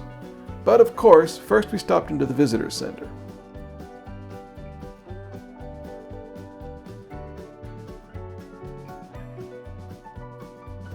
We got the 2 tokens and studied the excellent brochure. It explains that there was an eruption of a large volcano here 7,700 years ago. So much rock and magma shot out that there was nothing left to hold up the volcano underneath, so it collapsed. Rain and snow filled the hole up, and what's left is a gigantic, almost perfectly round, crystal clear blue lake in the new caldera. Crater Lake National Park was established in 1902. A road goes all the way around the rim, but even in late June it was still closed for snow. But we were able to go up to part of the rim. As the landscape got higher and whiter, the anticipation was growing.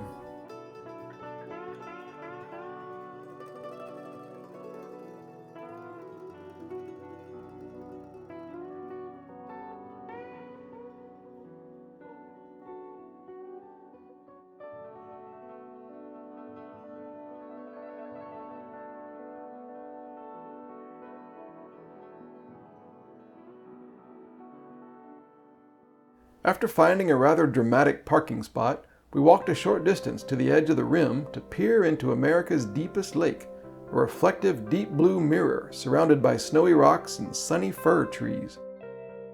No streams flow into Crater Lake, so there are no sediments to cloud it.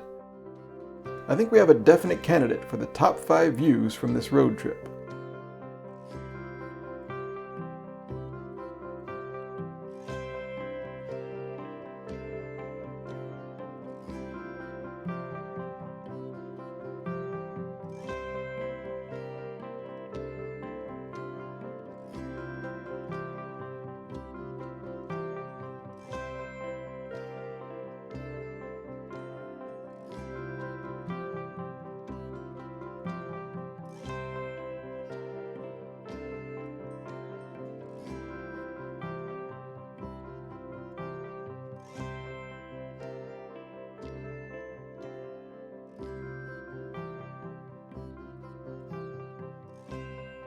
After the big eruption that created all this, but before the water filled it, several smaller eruptions continued.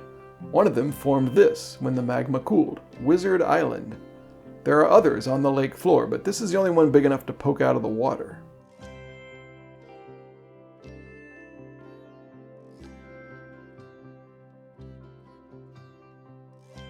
The big volcano that was here, by the way, is Mount Mazama.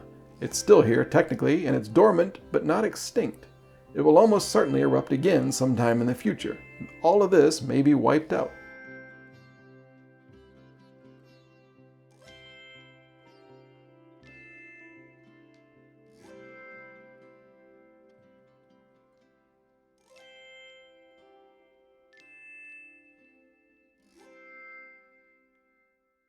It was a shame we had to leave, but we're heading further across Oregon. After one last goodbye to the invigorating view, we headed out of Crater Lake National Park and found Highway 230, aka the Rogue Umpqua Scenic Byway.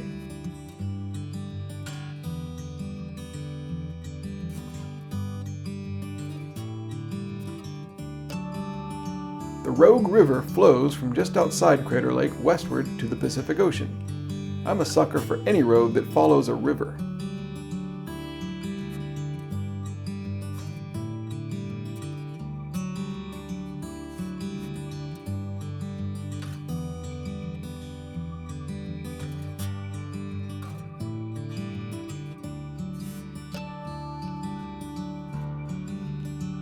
At one pullout along the way, you can get a different view of the Crater Lake area and the collapsed Mount Mazama. This sign explains the force of the blast and how much the mountain contours changed.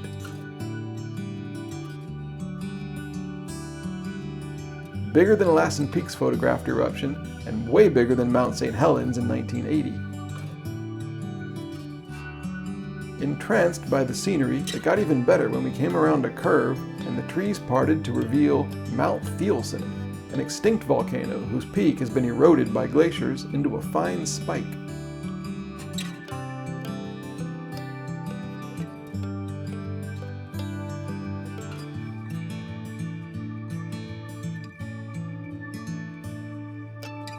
Soon we were beside part of the Umpqua River. Everything in southern Oregon is called Umpqua, which originally referred to a native tribe.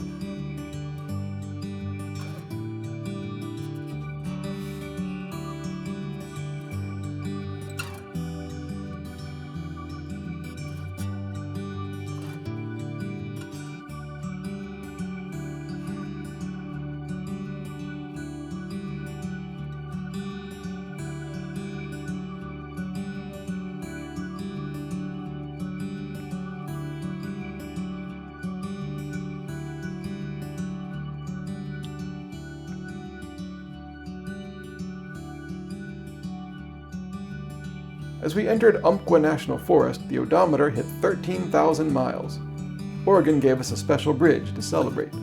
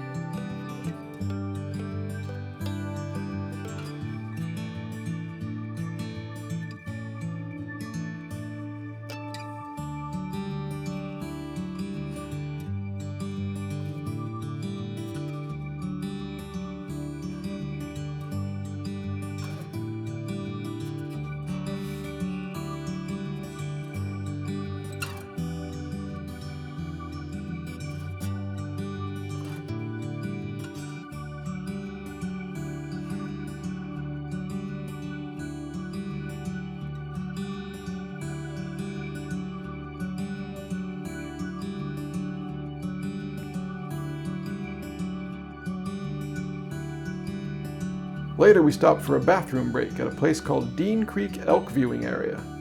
Seemed like a nice place, but I didn't see any elk, just some black birds playing around in the parking lot.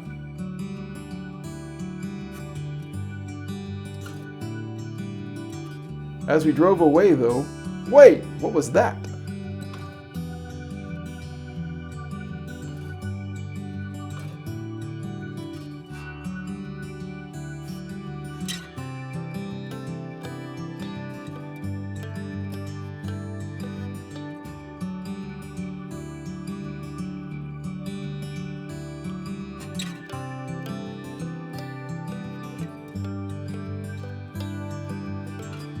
A few minutes later, we were in the town of Reedsport, aka the chainsaw carving capital of Oregon.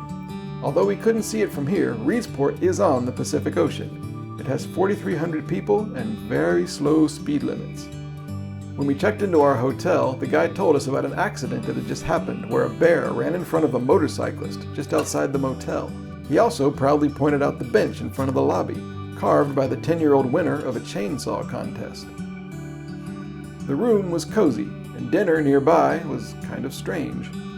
Masayo ordered the halibut, but the waitress suggested something else because, quote, the halibut hasn't been too good lately.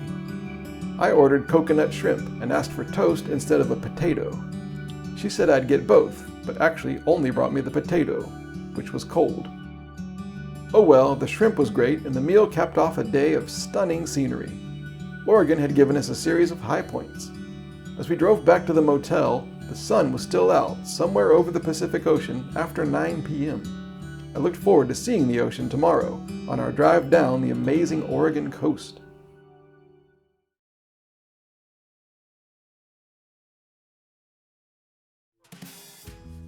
I woke up groggily, not having slept very well. There were people in the parking lot outside our room making all kinds of noise until 4 a.m. But I was excited for the day's drive down the coast on Highway 101. The decor in the dining room put us in the mood.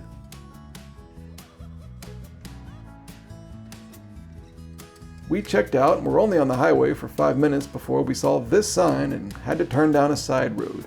The Umpqua River Lighthouse. Why not? I'm glad we turned off, for here was a momentous occasion on the trip. We sighted the Pacific Ocean again, last seen in the first week. We'd been to the Atlantic and all the way back.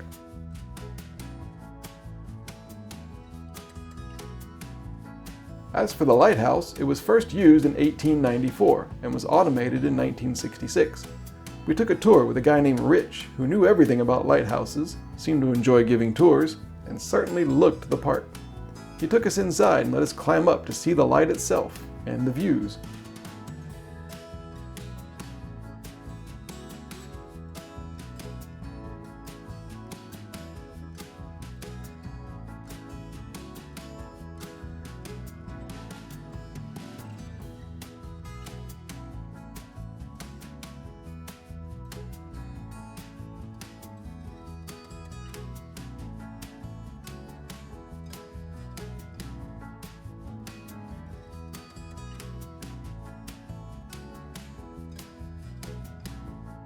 The nearby museum is really well done too.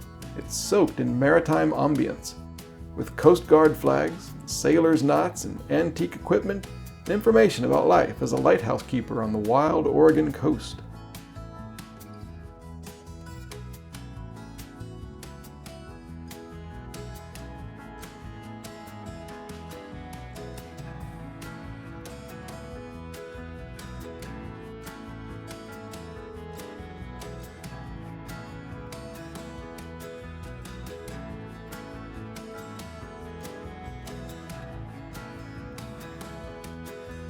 There are actually quite a few lighthouses up and down the coast, and that would make a great road trip in and of itself.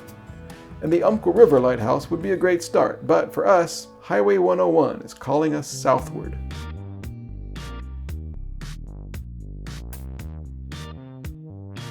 Less than 60 seconds after turning back onto the highway, we pulled off again for the views. And that set the tone for today. Vaguely sticking to US 101, but taking frequent excursions down side roads and into scenic viewpoints. Each town, every notable bridge, and there were several, and every vista was different and worth the time it took to seek them out.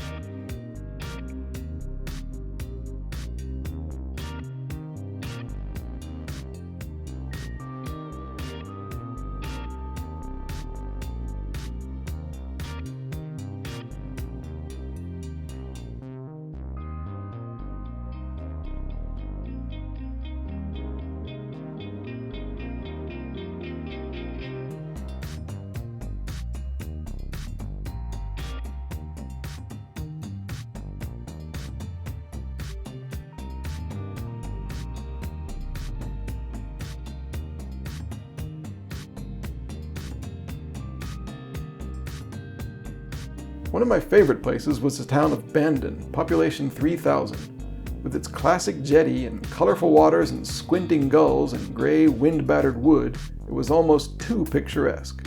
Peak Oregon.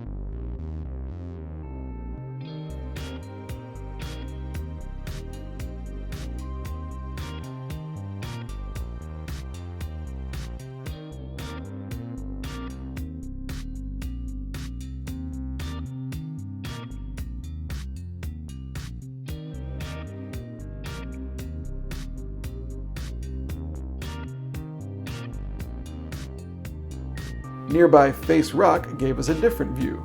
According to Native American legend, this one rock is a face. And so it is. You can see it leaning back and looking upwards towards the upper right.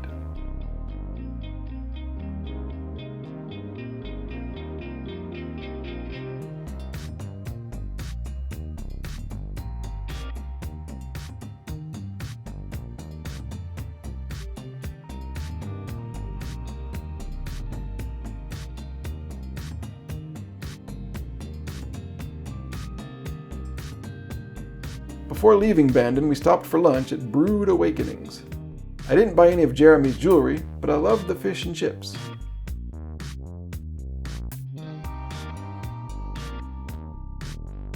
One of the bridges we crossed over, by the way, is this one, over the Rogue River, the one we drove along yesterday.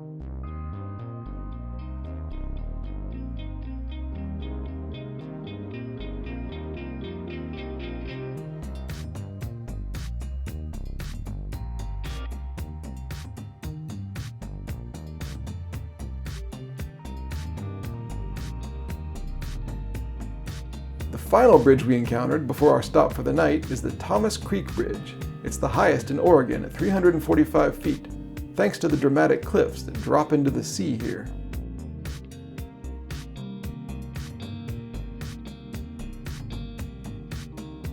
And then we were in the coastal town of Brookings, population 6,700. We checked into the Spindrift Motor Inn right on the water. The owner, who was in the military, was stern and officious and went to great lengths to assure us that he patrolled the motel every night and we were guaranteed to have no problem with noise. He also recommended a spot down a short path to see the sunset.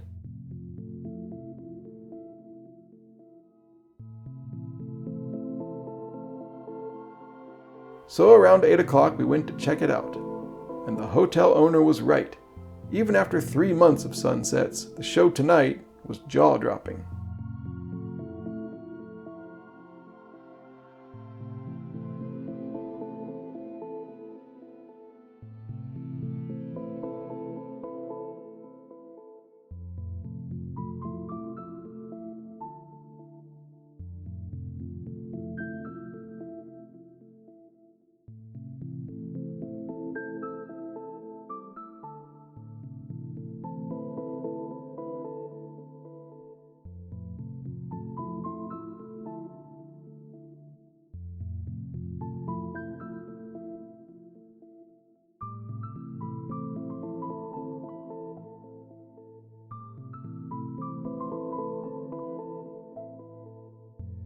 Oregon coast is every bit as breathtaking as its reputation.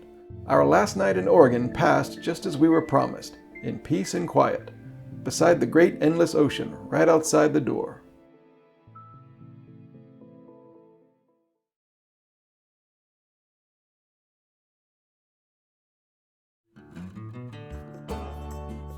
Oregon's been great, but it's time to leave. Back down south, back into California. This is the third time we've entered this state on this trip, and it's the first time we've seen a welcome sign. Finally.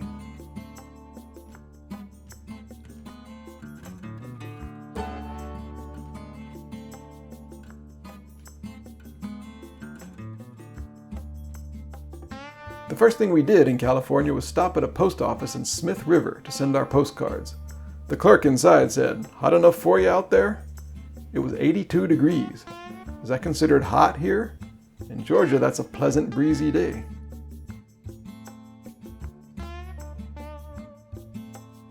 A while later, down in Crescent City, we drove around trying to find the park headquarters. Looks more like a medical center than a national park site, but the staff was helpful. I asked a ranger inside about my access pass. I've been a little nervous about it ever since I got it in Joshua Tree. I've been wondering if type 1 diabetes is really an acceptable reason to have it. She said the cards are basically given out on the honor system and that the National Park Service just wants people to visit the parks and is just happy that I'm using mine. So I felt better about it. Thanks, Hopalong. The park brochure, by the way, is especially informative. It has maybe the most text I've ever seen on one. They're obviously pleased with it too. They even featured on their website. As they should. The super moist and foggy climate of the northern California coast is what allows redwood trees to grow so tall, and the national park includes both groves of trees and sweeping beaches and coast.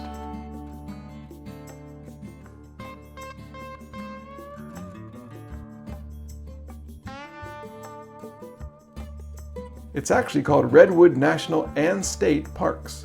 In the 1920s, in response to conservationists' eternal nemesis, the logging industry, 3 separate state parks were established to preserve the trees. In the 1960s, a national park was drawn around them while also enlarging the protected area. The 3 state parks and the national park are all administered together. Even for a guy like me, who for some reason enjoys studying mundane administrative details like this, it's confusing. But it's also a UNESCO World Heritage Site and an International Biosphere Reserve. And obviously an unmissable destination on a road trip.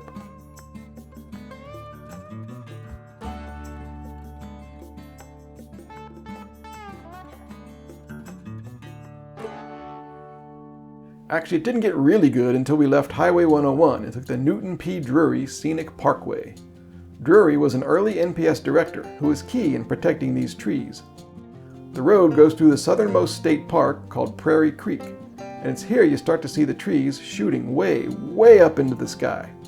Everything is shaded and green and brown, and the air is moist and, today, perfect.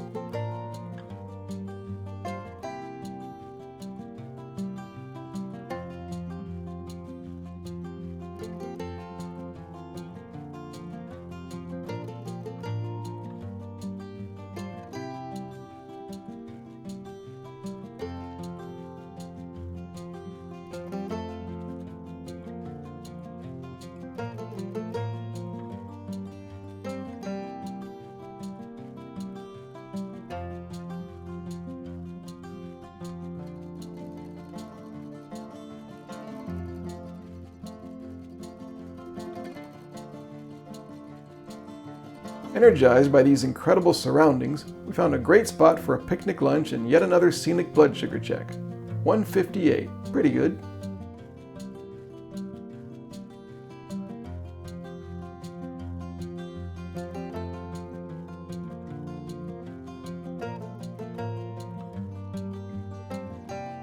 After a quick look at the Prairie Creek Visitor Center and its displays about FDR's Civilian Conservation Corps, we went on our first significant hike since the unpleasantness back in Utah. A 2-mile loop through a stunning forest to something called, with perfect appropriateness, Big Tree. The hike there was the point though, not necessarily that tree. All redwoods are impressive, up to 2,000 years old with bark up to 1 foot thick.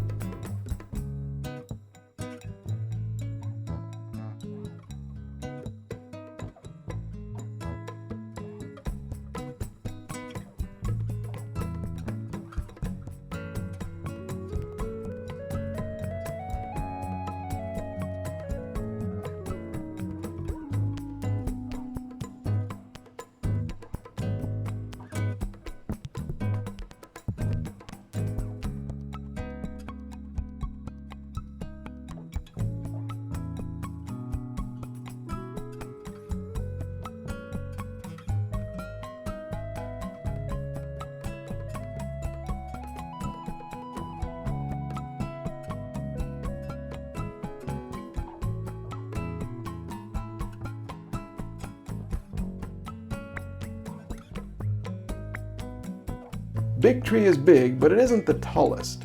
That's a tree called Hyperion, whose exact location is kept secret by the NPS, although you can find directions to it on the internet in 2 seconds. We didn't disturb Hyperion, which is in the south part of the park a few miles from the highway. But just so you know, it was only discovered in 2006 and is 379 feet tall, over 100 feet taller than General Sherman in Sequoia.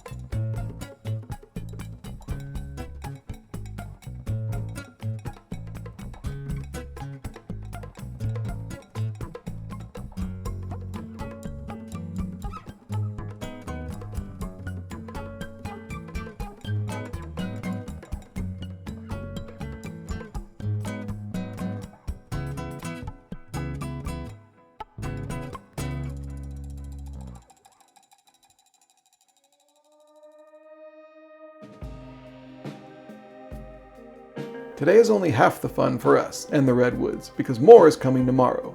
But we had a motel reservation, so we had to tear ourselves away from the trees. And the elk.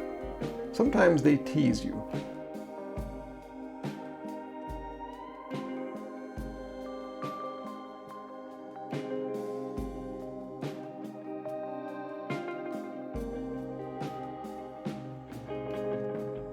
Actually, before exiting down US 101, we stopped at the Thomas H. Kuechel Visitor Center. I chatted with a ranger there who said that a certain mass of 3 redwood trees that share a single trunk was being evaluated to see if it's bigger than General Sherman. And with that, we drove a little further down the coast towards the city of Eureka.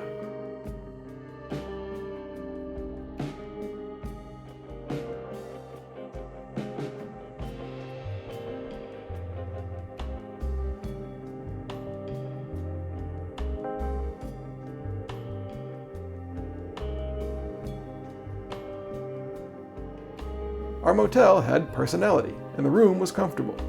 I did notice a guy outside the window walking across the road wearing a blanket, though. Later, on a trip to Jack in the Box for dinner, the vibe of Eureka got weird. On one back road, a guy with 2 skateboards, way overdressed in a heavy coat, scooted by, as a woman in a car with a flat tire put her face in her hand beside a wheelchair. Then in the drive-thru there was some mysterious roadside meeting as we waited for our hamburgers.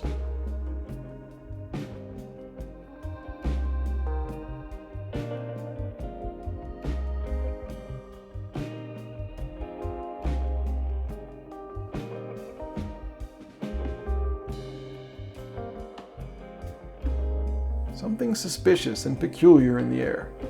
We drove around a few more back streets to take a look at Eureka. It looked quaint and I liked the houses, but I was regarding everyone I saw with greater scrutiny, maybe unfairly.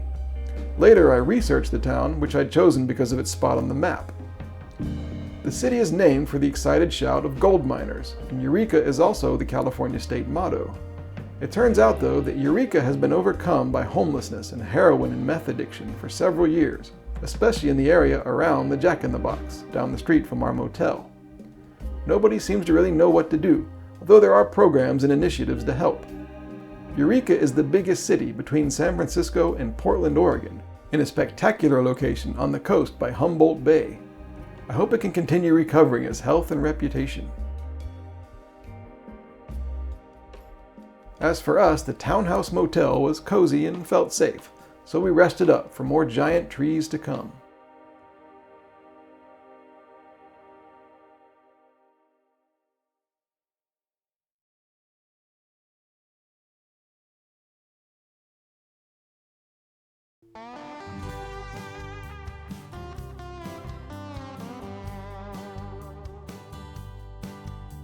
Morning in sunny Eureka wasn't as unnerving as last night was.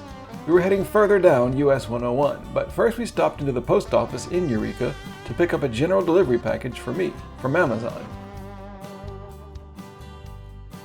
a new hard drive for my photos and dashcam video, and the second one from Seagate, and the second one that ended up failing soon afterwards.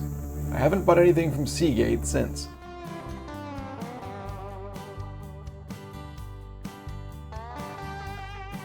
We were teased with a bit of morning fog outside Eureka, but mostly it was sunny as we drove towards that famous road trip destination, the Avenue of the Giants, through another forest of super tall redwood trees.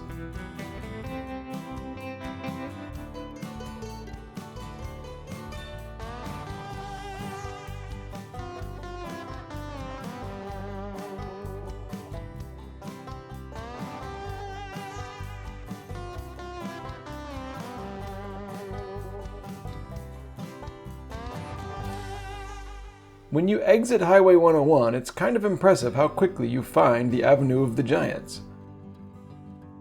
Turn the corner and boom, you're immediately in the thick of it all.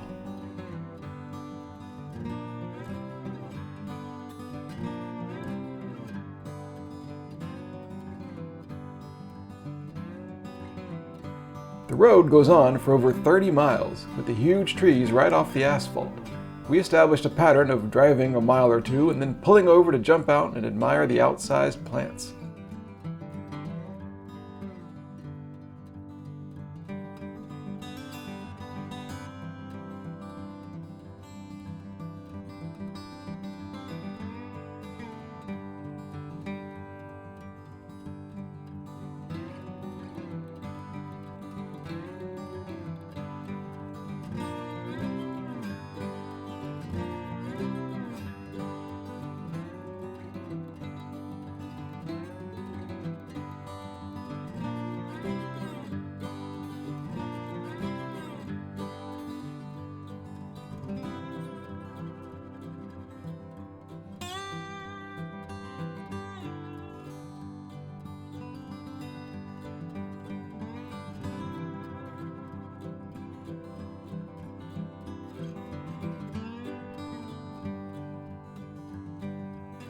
The Avenue of the Giants is in another state park called Humboldt Redwoods.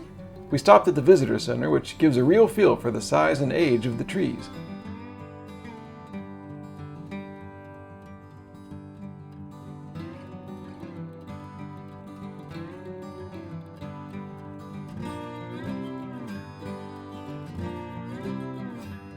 And for a road trip like this token was perfect.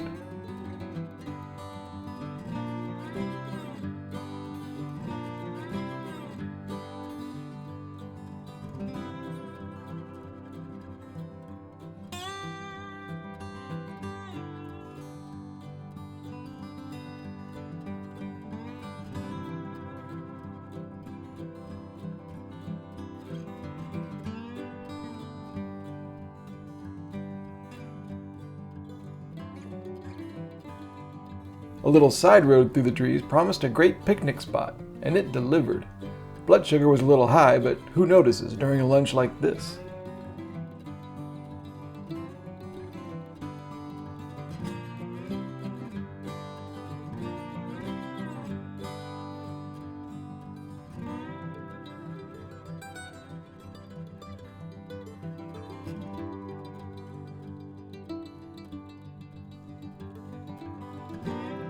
The avenue was coming to an end. We pulled over to say one last goodbye to this unearthly grove of mutant giants, and we continued on to rejoin US 101 down the coast to our hotel.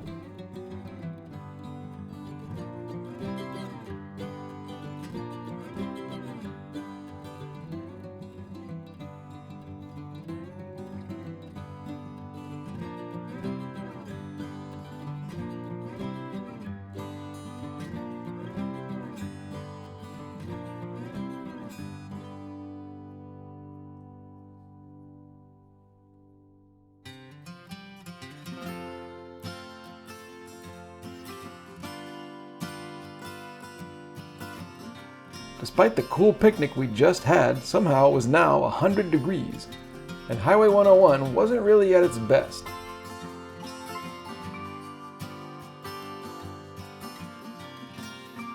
I was glad when we turned on to California Highway 1, far more curvy and fun, which led us to a place with illuminating insight into the redwoods up north.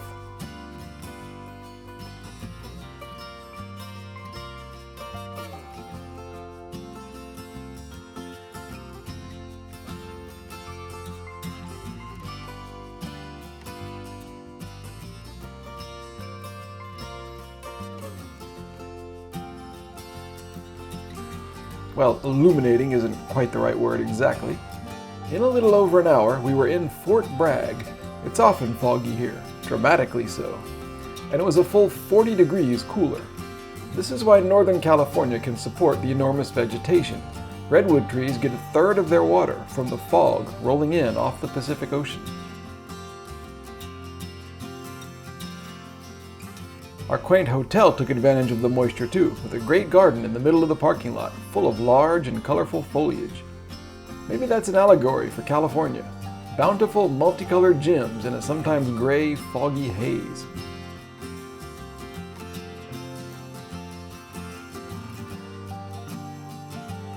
This room was quiet and comfortable. We did laundry and had a room picnic, including a scrimshaw beer made right here in Fort Bragg, and laughed at the deeply passive-aggressive sign warning you not to steal things. Relaxing evening after 2 days of straining our necks to see the trees above us. We rested up for more gorgeous California coast to come.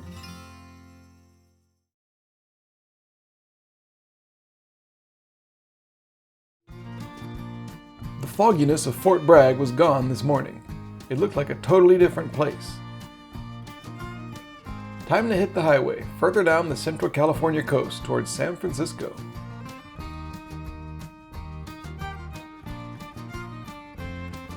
California Highway 1 proved difficult to make progress on today.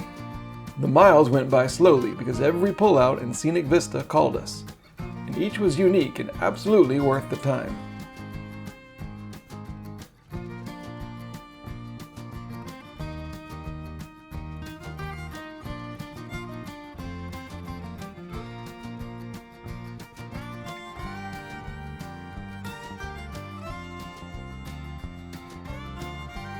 Today, the fog came and went, the road curved through amazing yellow fields and rows of angular, twisty trees, ocean views with huge rocks and splashing blue-green waves extended from the road, and life slid by at a cheerful, relaxed pace. Of everywhere we've been, this may have been California's best drive. Mostly. I didn't want the drive to end, and for a long time it seemed like it wouldn't. Fine with me, what more could you want?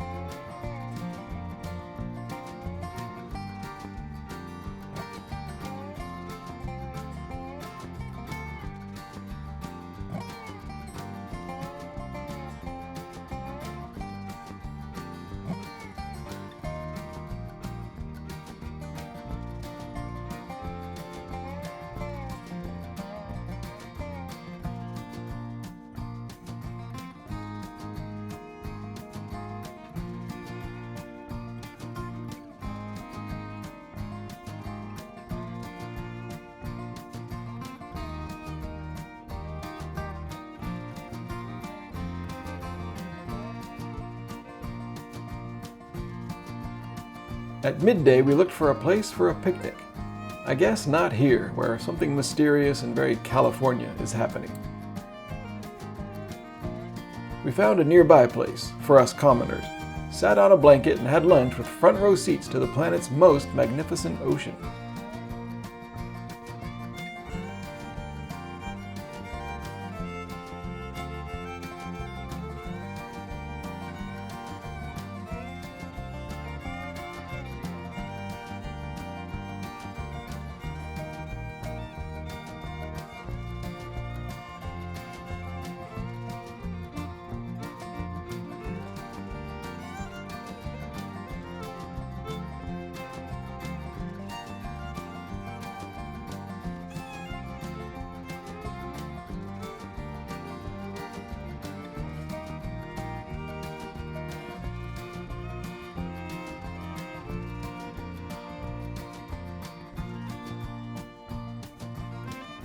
Everything was perfect, but we did actually have plans and needed to get going.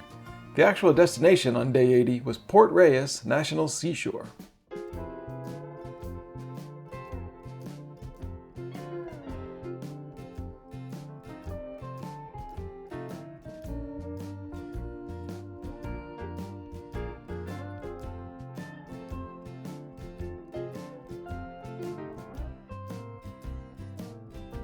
Port Reyes is a roughly triangular piece of land attached to California just north of San Francisco.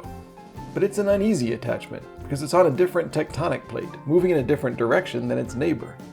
The little valley now between them, where the visitor center is located, is on the San Andreas Fault. In the 1906 earthquake that set San Francisco on fire, the entire triangle of land leapt north 20 feet within seconds. It could happen again, any minute now. Hopefully not while we were driving across it. I wanted to take the longest road to the furthest point in Port Reyes, along Sir Francis Drake Boulevard. Some boulevard. As soon as we were on the main triangle, the fog settled in insanely thick. This is why people feel like they've left California and traveled to another country out here. The ranger at the visitor center had started to complain that the roads were never fixed after the 1989 earthquake, but he stopped himself and wished us a pleasant drive. And it was as he described. Bad roads, but they certainly fit the mood. We had faith that this would lead us somewhere, this path into a cool, misty hell.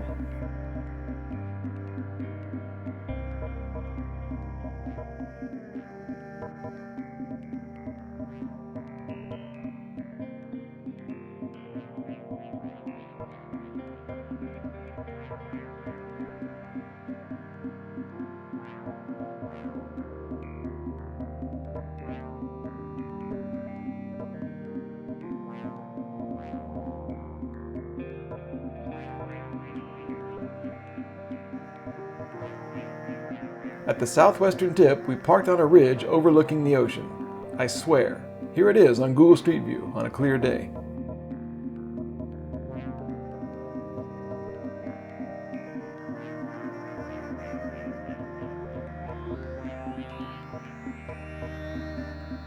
After a short walk up a path, the Lighthouse Visitor Center was just closing. They let us in briefly, but the ranger was making sure we didn't climb down the long staircase to see the lighthouse. In a way, a shame, but really, what would we have seen anyway? I wasn't sorry. What we could see was worth all the effort.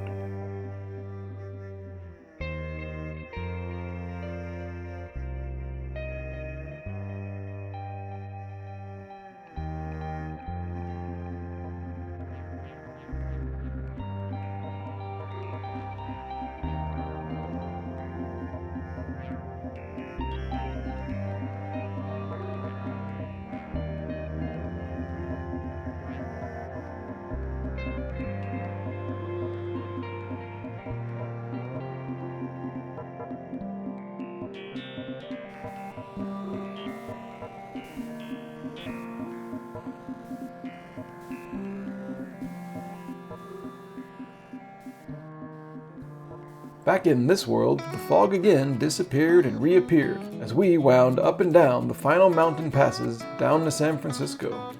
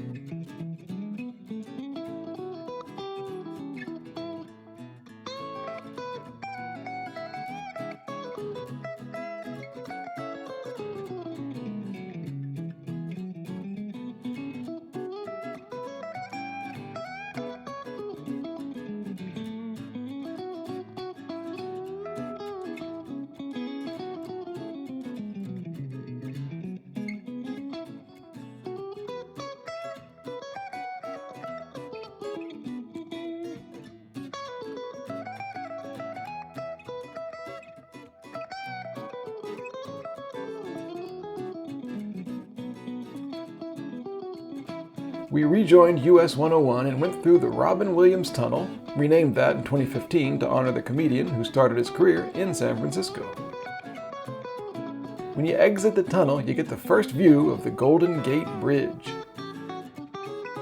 Well, usually. We didn't. On this day, it was only visible once we came right up on it. I guess this isn't too unusual here, and I wouldn't have crossed this 1937 bridge, at that time the longest and tallest in the world, any other way.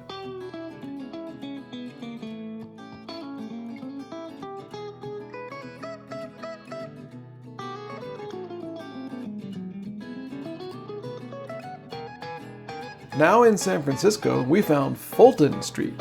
Fulton Street, where one of my favorite bands, Jefferson Airplane, lived in the 60s.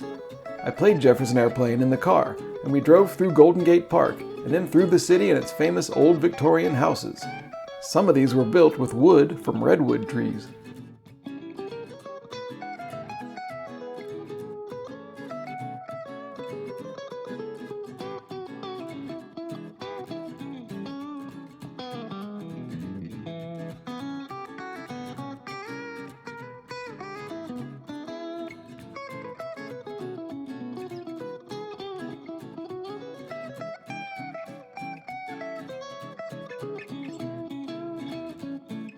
We didn't stay in Old Frisco, though.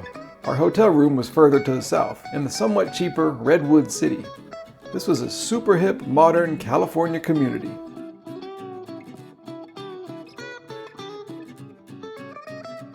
Not one with an overabundance of parking, though.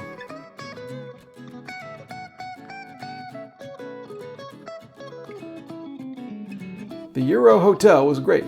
We even had a sink in the room, although I don't really know why. Dinner was Vietnamese food, first since Arkansas, I think, and then we just enjoyed being in a cozy and more upscale place than usual.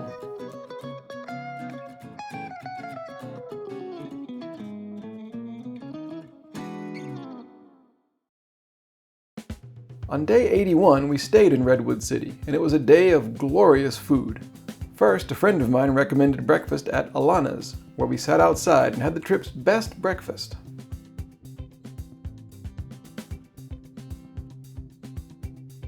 Later, coffee was from Phil's, with its intriguing events board, and leaves right in the tea.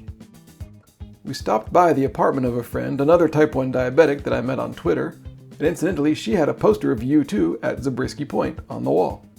And she took us to a nearby Italian place for a truly great early dinner, and she treated us. Next time it's on me.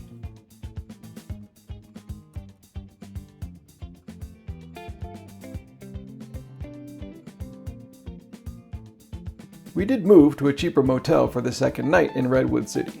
No misplaced sinks. And rested up even more, ready for the next adventure along the California coast.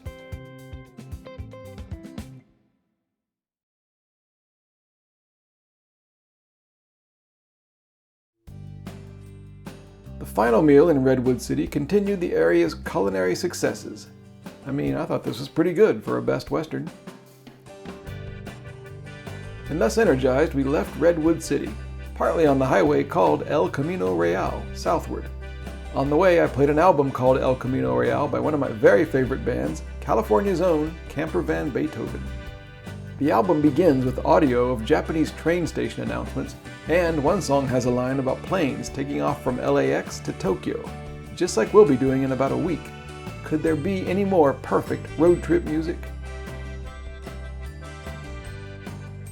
We drove through the Santa Cruz Mountains, which is where the epicenter of the 1989 so-called World Series earthquake was located. I watched it live on TV like millions of others.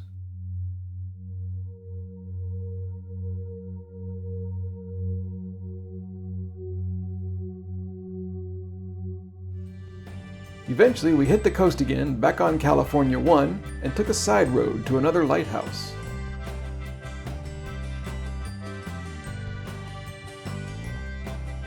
Pigeon Point Lighthouse is the tallest operational one on the entire west coast, 115 feet tall. It was built in 1872 after several shipwrecks. The super powerful original lens was replaced in 1976 and is on display today.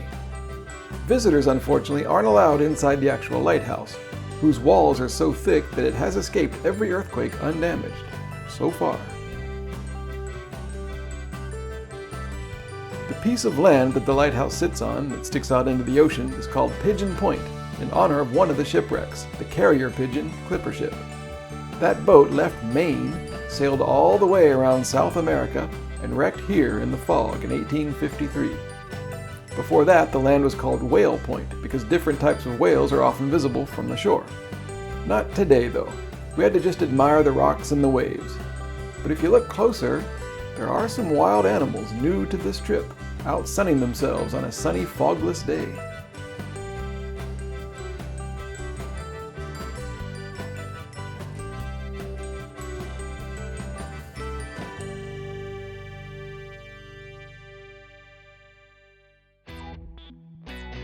And speaking of sunning yourself, just south of the lighthouse we entered Santa Cruz County. Immediately, it looked like a really fun place.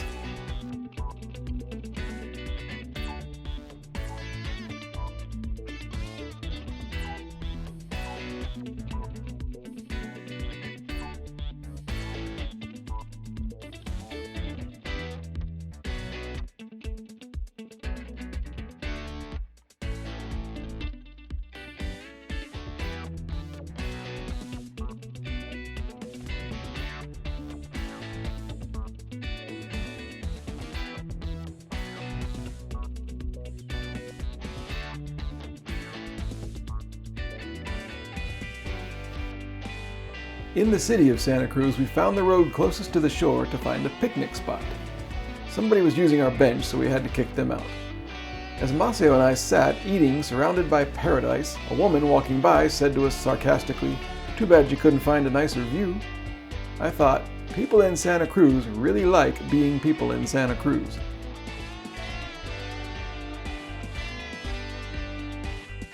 Down the beach, beyond a natural rock arch, was another lighthouse. We went to check it out. It's actually a surfing museum, and we joined the small crowds looking over the edge of the wall into the blue-green sea, watching locals taking advantage of the occasional big waves.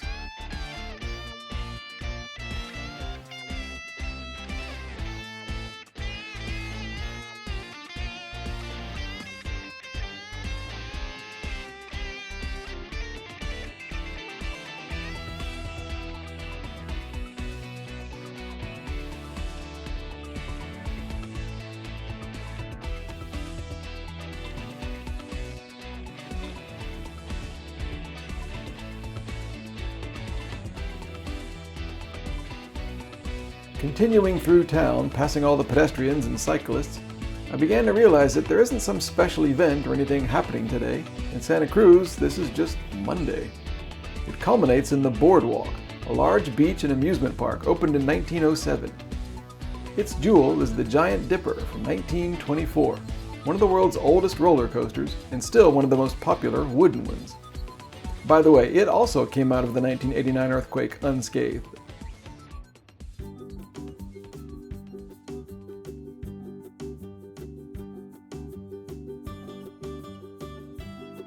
The rest of the drive to Monterey wasn't quite as scenic, but Monterey itself was in a great location on a deep blue bay, and our hotel was pricey but quaint.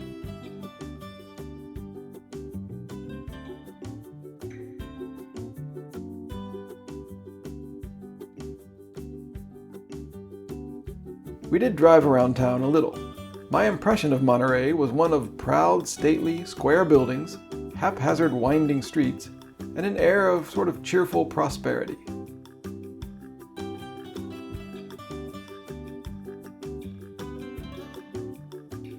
Dinner came from Trader Joe's, a supermarket chain I'd heard of from California-based talk shows and comedians and stuff, but had never been to myself.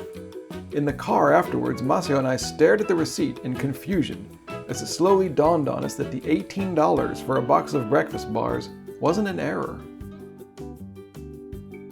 So Monterey was a blow to the trip budget, but the curried chicken salad, sushi, denogonizer beer, and $1 million breakfast bars, you can't argue with that.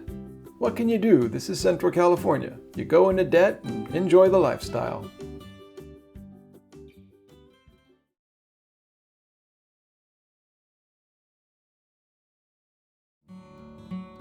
We had Trader Joe's for breakfast in the motel room and headed out of Monterey. We decided at the very last minute not to go on Monterey's 17-mile drive today. Instead, we're heading to the final national park of the whole trip, Pinnacles to the southeast. And it looks like a great day for driving through agricultural lands of all descriptions.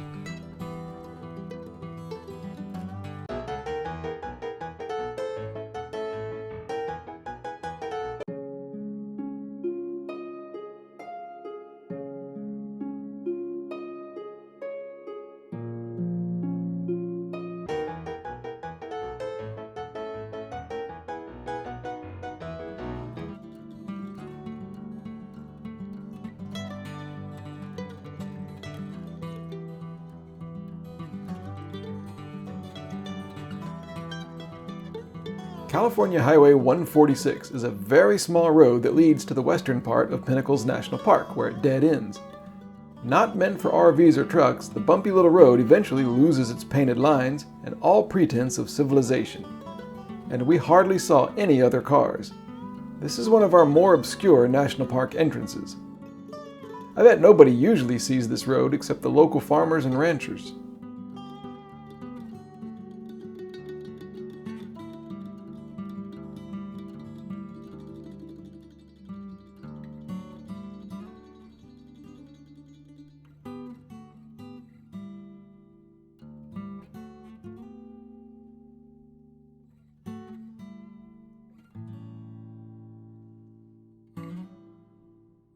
And just as soon as you start wondering if there is indeed a park at all, you see the sign around a bend. We're here.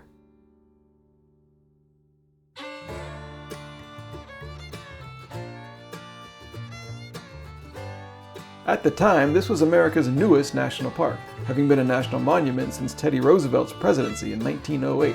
It was elevated in 2013.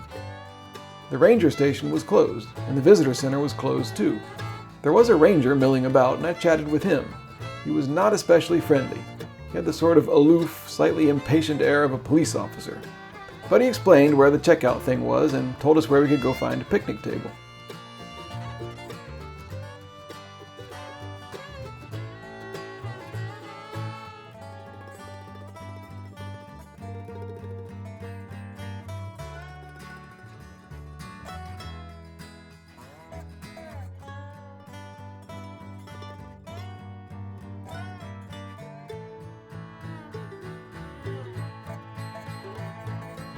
The road deeper into Pinnacles is also great, well maintained and winding over hills and under trees into a valley. You soon start to see the large rock formations in the center of the park. These are ancient volcanic rocks, worn away by erosion into unique rounded shapes.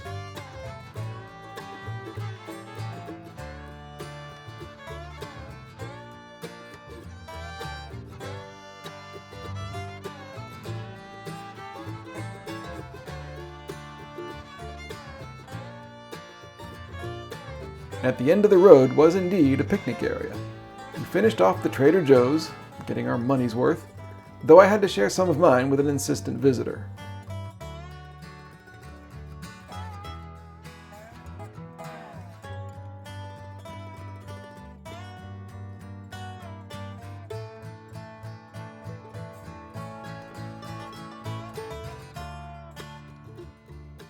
There is no road through the park, so we went back out the way we came. I wanted to see the east side, too. The end of that road is only about 2 miles away, but it's a 2-hour drive way around outside the park to actually get there.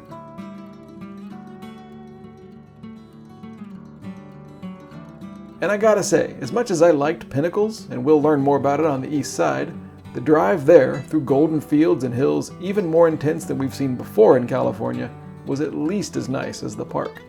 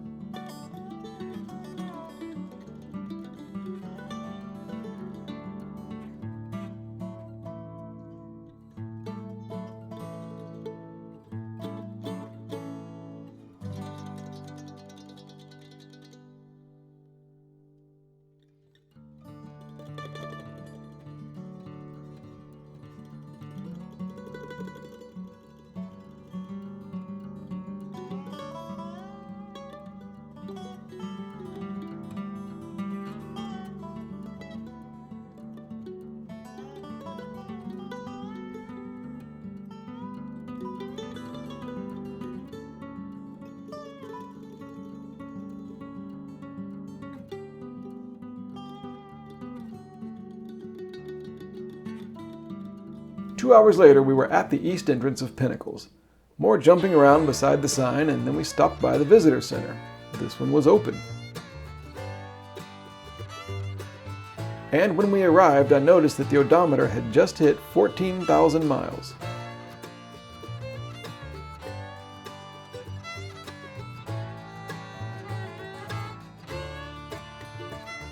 The park brochure explains the bizarre existence of pinnacles, and it relates to what we saw back in Port Reyes National Seashore, north of San Francisco.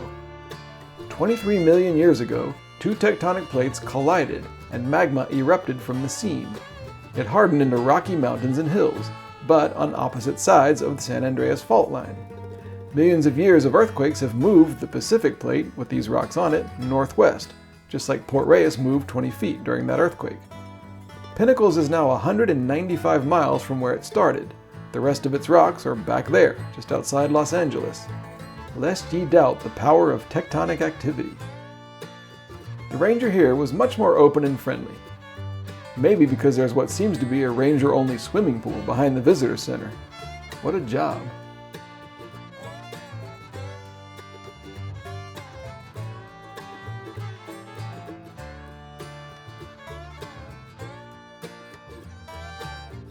We continued deeper into this part of Pinnacles and found yet another welcome sign. This one was the best, so of course I had to pull over and get out. Pinnacles keeps you on your toes.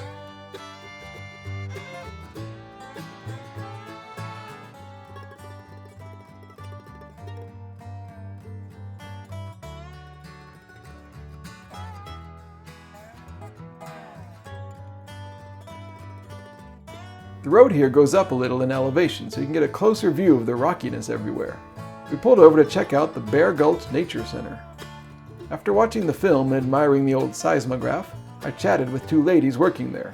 They were sisters, volunteering because they loved the National Park Service. And they gave us pointers for our evening in Salinas tonight, where one of them works as a teacher. Our best view of the pinnacles themselves came at the very end of this road. Worn down volcanic rocks on a bizarre journey from LA. And after that, it was time to go. But before exiting the park, we pulled over for final photos. There are still some great destinations left on this trip, including one under the National Park Service, but this is the last national park. Until the next trip.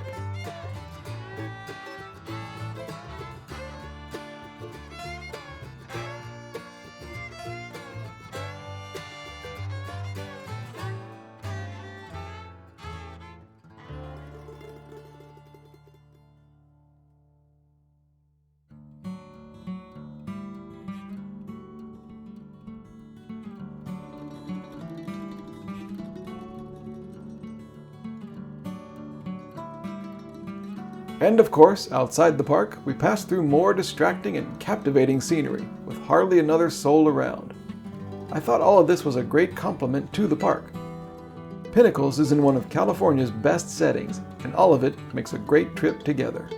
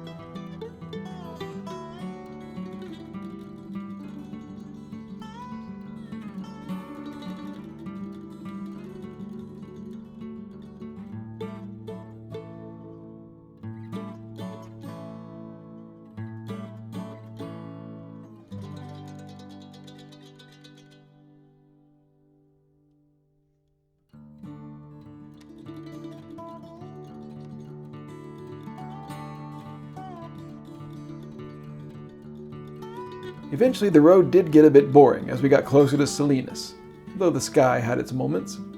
We ended up at Laurel Inn, where the clerk in the lobby said he'd just made cookies. Next door was Black Bear Diner, recommended by one of the sisters in the park. The placemats show the diner's close relationship with national parks.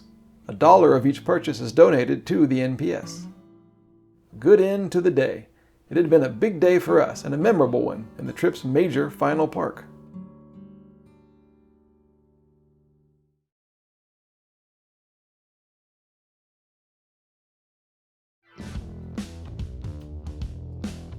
The plan for the morning of day 84 was to drive around Salinas, California, take some wrong roads, get lost, turn around at dead ends, and then go to Monterey. It worked perfectly.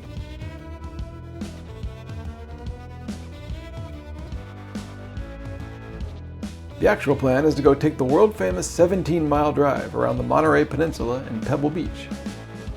People do live in neighborhoods here, very expensive ones, but the public is allowed to come in and follow this winding loop up through the fertile forests and down along the dramatic seashore.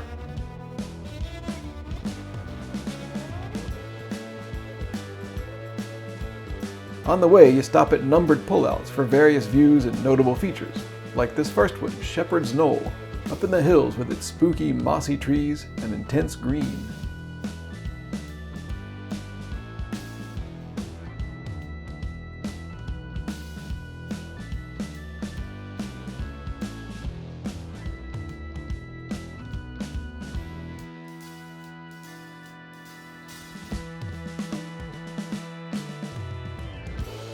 Pretty soon, the drive leads down to the water. The Pacific Ocean here is, as the sign says, restless, swirling around disruptive underwater rocks and throwing big waves against the shore. The effect was even more pronounced today under the gloomy, overcast skies. The air is filled with the hiss of splashing water and the chatter of seabirds.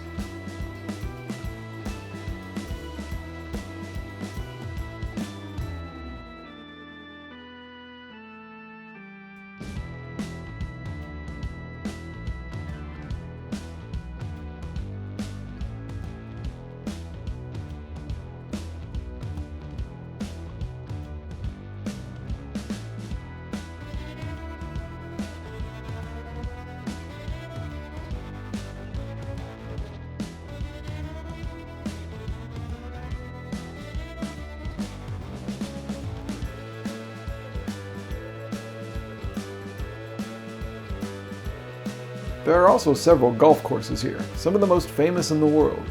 I wonder what the golfers make of dealing not only with strong ocean winds and us ragged outsiders, but also the distraction of various animals openly disrespecting the game.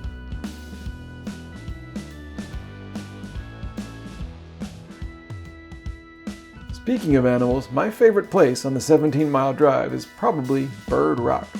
You can see it as you pull up, this huge rock lighter in color than the others. It's only when you get up closer that you see why. It's a huge communal bathroom for birds.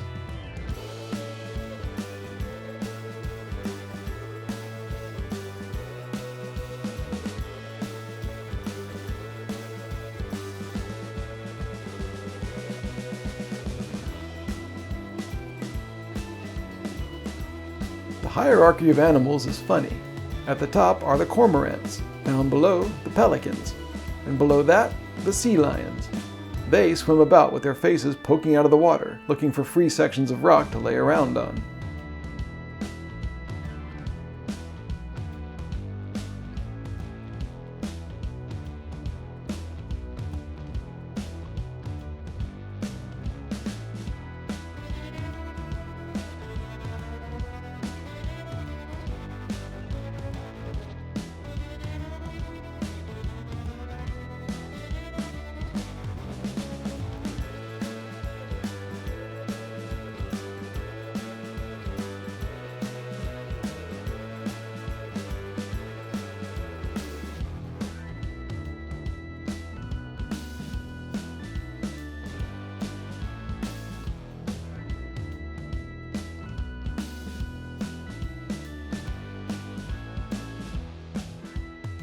The trees were getting stranger as we drove to the next viewpoint.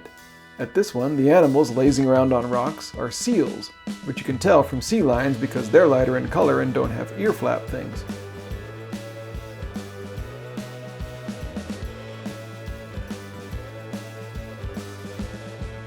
Seems like a pretty good life, really, laying around or bobbing in the shallow waters full of marine plant remnants. They seem to have all the concerns of a pampered house cat. Sometimes they even wave at you when you leave.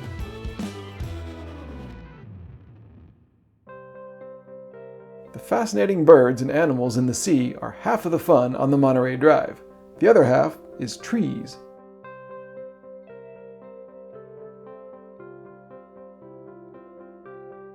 Cypress trees, bleached white by the wind, grow in bizarre shapes with twisty limbs and trunks. These freakish figures are almost criminally picturesque.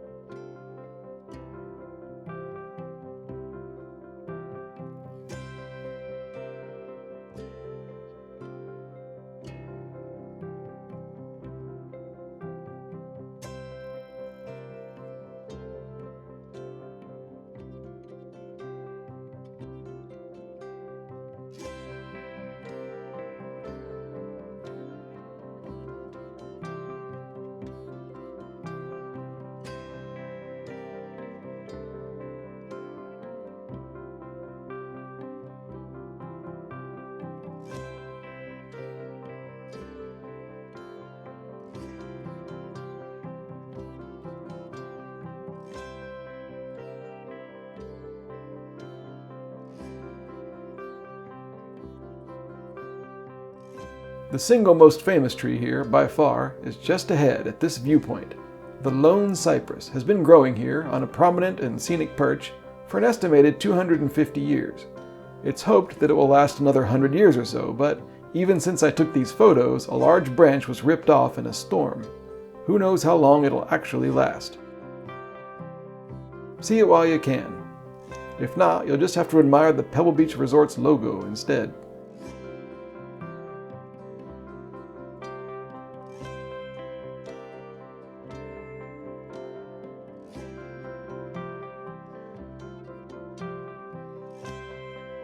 To be honest, I'm not a great fan of the golf and country club world, but we were here and they let us in one of their restaurants for lunch. One good thing is that if you spend enough, they reimburse your entrance fee for the 17-mile drive. Even better, for me, a bird was hopping around inside, bringing some unpredictable wildness into a normally staid, upper-class atmosphere. Oh, and the food was pretty great too. And that was that. We headed back to the public highway. But the animals, sea, and trees are one of California's greatest driving experiences, and it's totally worth coming to take the 17-mile drive, no matter the weather.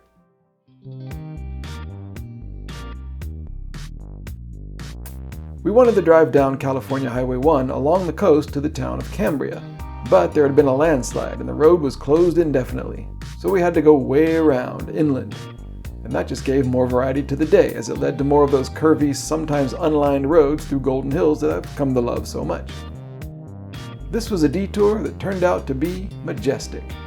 The pace was slow, and I couldn't get enough of this road.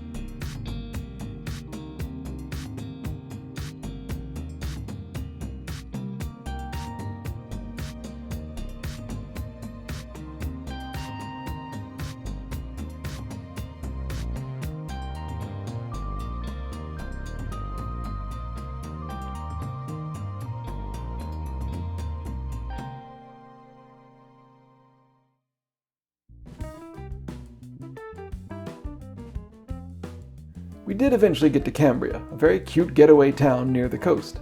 Average home price, $500,000.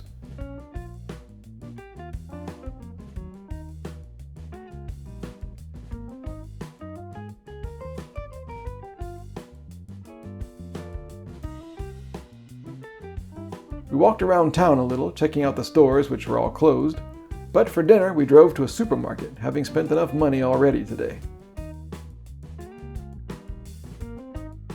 The room picnic back at the Bluebird was as good as it always is, and we made plans for tomorrow's destination. A sprawling, luxurious piece of real estate, way more over the top than anything dreamed up at Pebble Beach. America's Castle.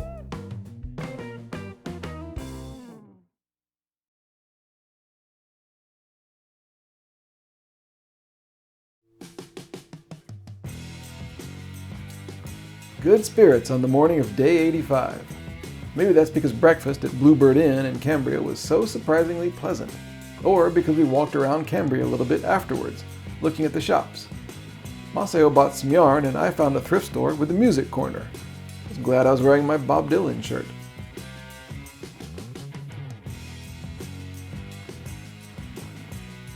We left Cambria driving north along the coast towards Hearst Castle. But first, I know we've seen it a lot lately, but we couldn't help but pull over for yet more ocean photography. At this spot, a squirrel was watching the ocean too, not running around or sniffing for food or anything, just sitting on a rock in the sun, taking in the views.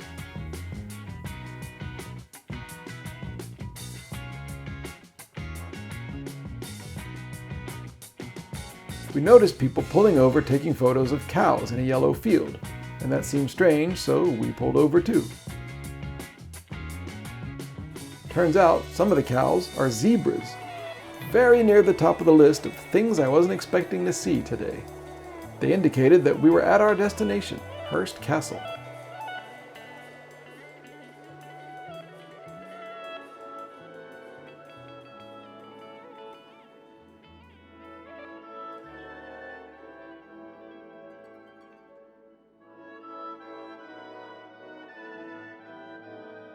Visitors can't drive up to the so-called castle itself. We paid for the Grand Rooms tour, and a shuttle bus took us all up the gentle yellow hills above the Pacific Ocean.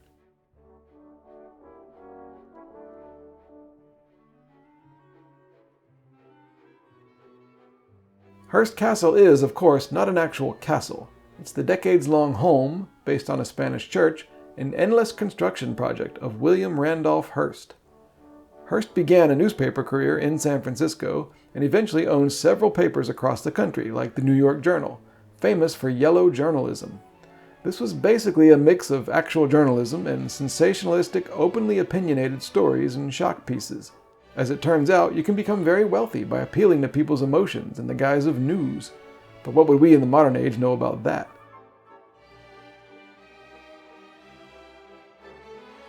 Hearst bought land and worked on having this monstrosity of opulence built in the hills above the town of San Simeon.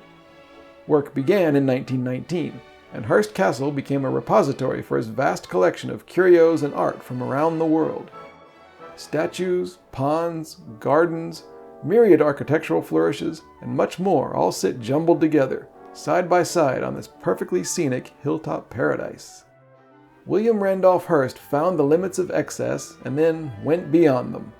No surface or square inch of this palatial home is anything but gaudy and overdone. You gotta respect that. Hearst died in 1951, and this is all now a California state park.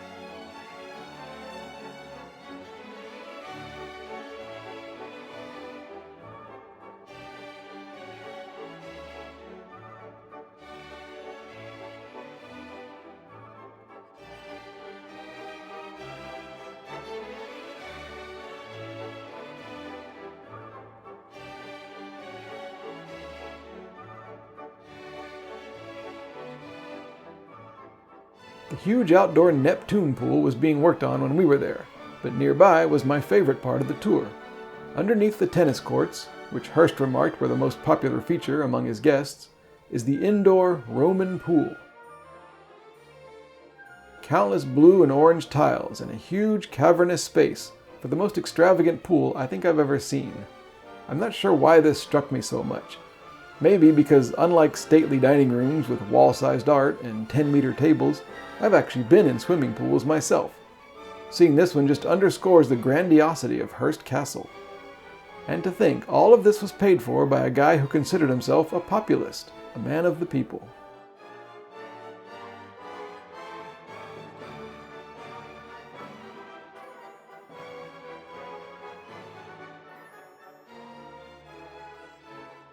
The bus took us back down the hill to the visitor center and lunch outside. And we got back in our car, having had our own little taste of the high life. We're high life adjacent.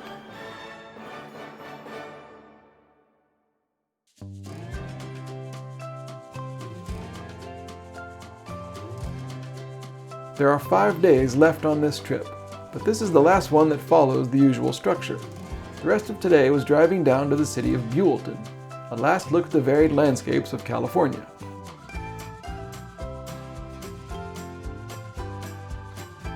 Like this, we kept seeing this huge thing in the water. It's Morro Rock, a volcanic plug about 23 million years old. Not wanting to take too much time from our schedule, I turned down some handy side roads to try to get a better view of it, but nothing doing. Oh well, I tried, but we had to turn inland.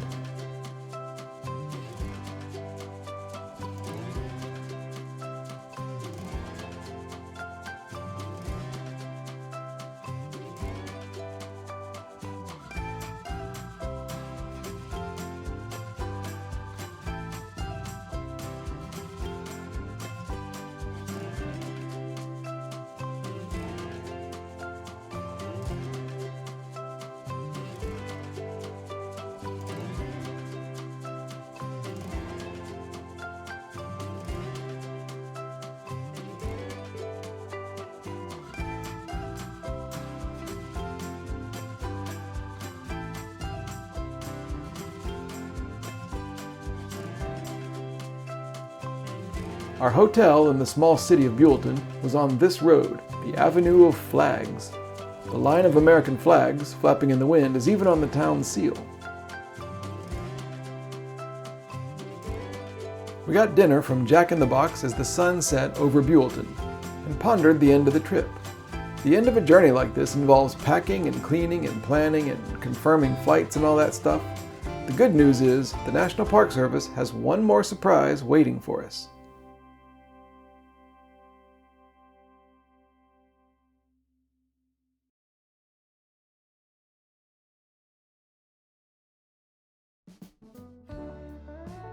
Breakfast in Buellton was great.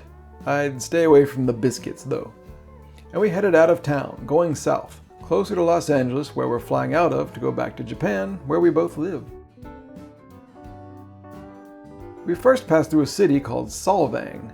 Thanks to early Danish settlers, Solvang has a convincing and totally out of left field Scandinavian feel to it.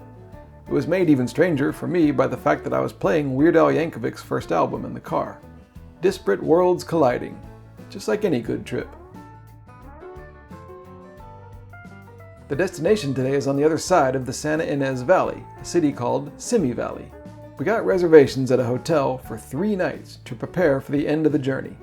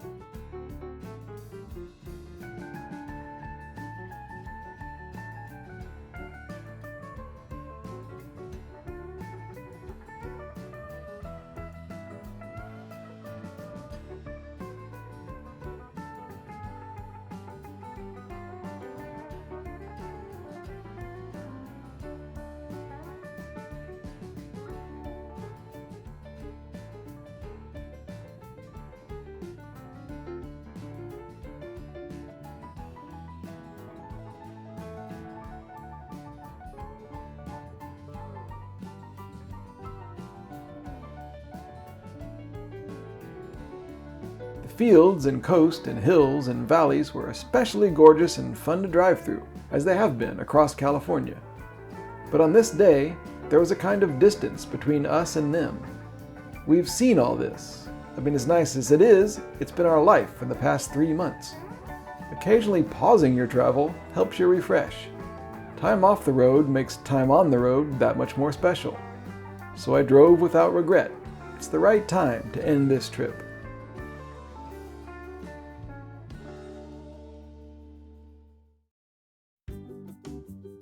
Somehow, at the sprawling Best Western in Simi Valley, we'd ended up with something called the Executive Suite, separate living room and bedrooms. Our other hotels on the trip certainly can't say that. A nice home for 3 days, with no side trips or other destinations whatsoever on our schedule. Lunches were used to finish up the remaining picnic food from the cooler. Dinners were fast food. Breakfasts were great, a buffet every morning out on the patio next to the pool, including Sequoia brand oranges. Good job, travel gods.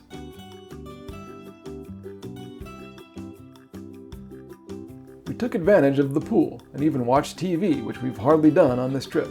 And I'll say this to my fellow Americans, there sure are a lot of ads for medications and pills on TV in the US. More importantly, of course, we went through our things. We cleaned some and separated others into keep or not keep. Get rid of the campsite lighters, keep all the brochures. Just in case I, say, want to make a series of videos about this trip someday. We took our collection of stuff we didn't want to a local Goodwill. Nice to lighten the load, and good to get out of the hotel for a drive. It was 4th of July weekend, as if you couldn't tell.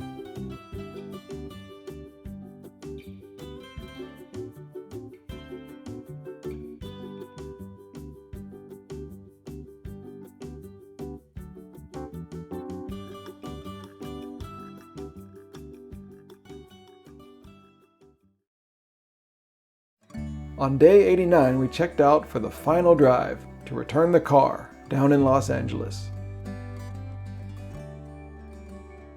Outside Simi Valley, I took one last unnecessarily small and out-of-the-way side road, and I'm glad I did.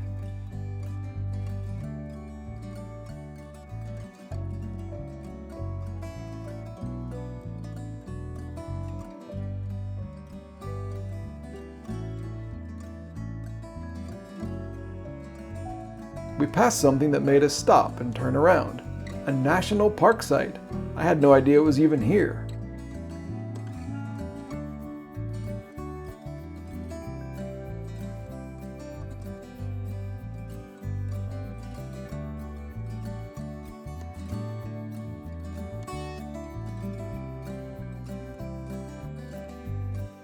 Down an obscure leafy path sits the visitor center for the Santa Monica Mountains National Recreation Area. One final collectible pin and one bonus brochure. This one explains that this area, which takes up a large chunk of land, encompasses various public and private lands around the long, narrow east-west range. In fact, according to the 3D model and the map, we drove quite a bit through this NPS site just minutes after picking up the car on day 1, which I hadn't realized. In fact, this visitor center is only about 5 miles away from where we spent the first few days of the trip in Thousand Oaks. The journey is tying itself up in a nice little package.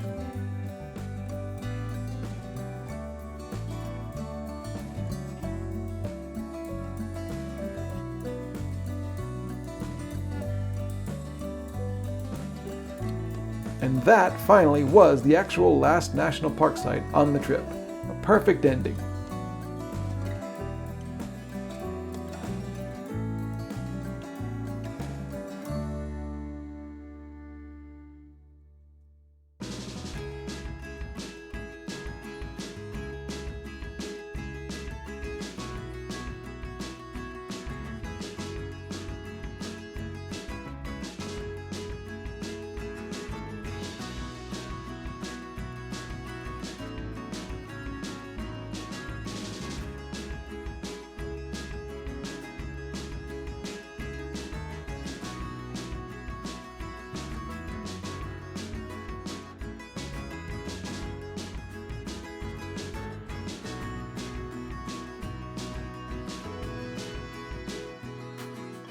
Back on the coast, we drove down the Pacific Coast Highway through Malibu, going the opposite way along the road we started on 89 days ago.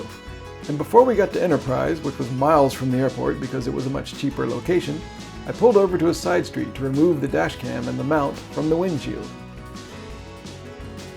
Maceo tried to hold the dash cam steady with her hand to capture the final approach to Enterprise.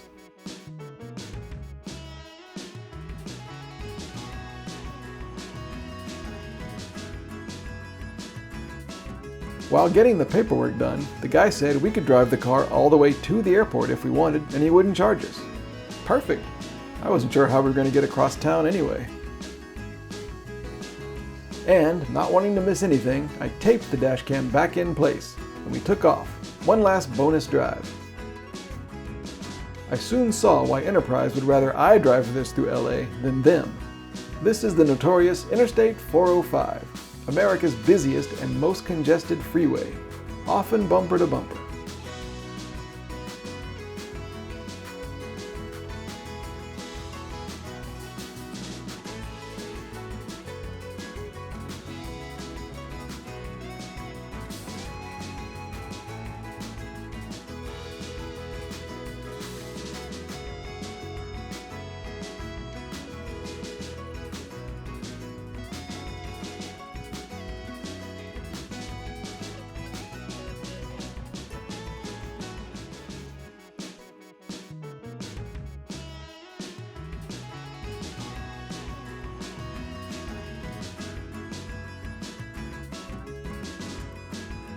At LAX, we returned the car for real.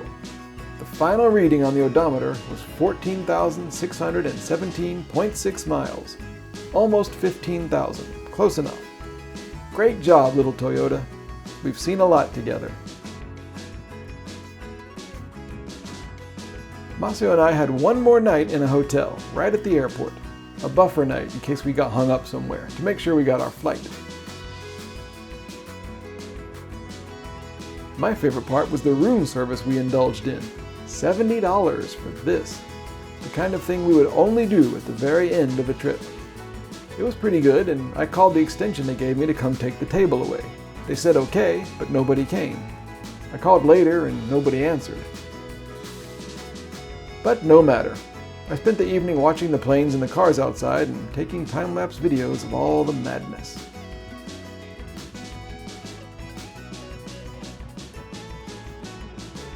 On the morning of day 90, the room service scraps were still there. Amused, I mentioned it in passing to the clerk when I checked out, and she immediately apologized and removed the entire room service charge from our bill. Instant $70 rebate. Awesome.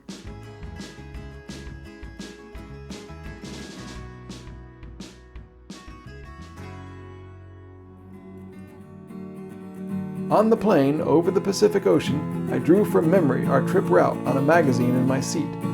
15,000 miles, nearly, 90 days, 21 states, at least 52 national parks and other sites, countless cities and small towns, hotels and campsites, and all of it almost entirely without interstates and driving the actual speed limits. 397 blood sugar checks, average reading 178, so-so. And, most importantly, a list of hundreds or thousands of things on the way that we missed.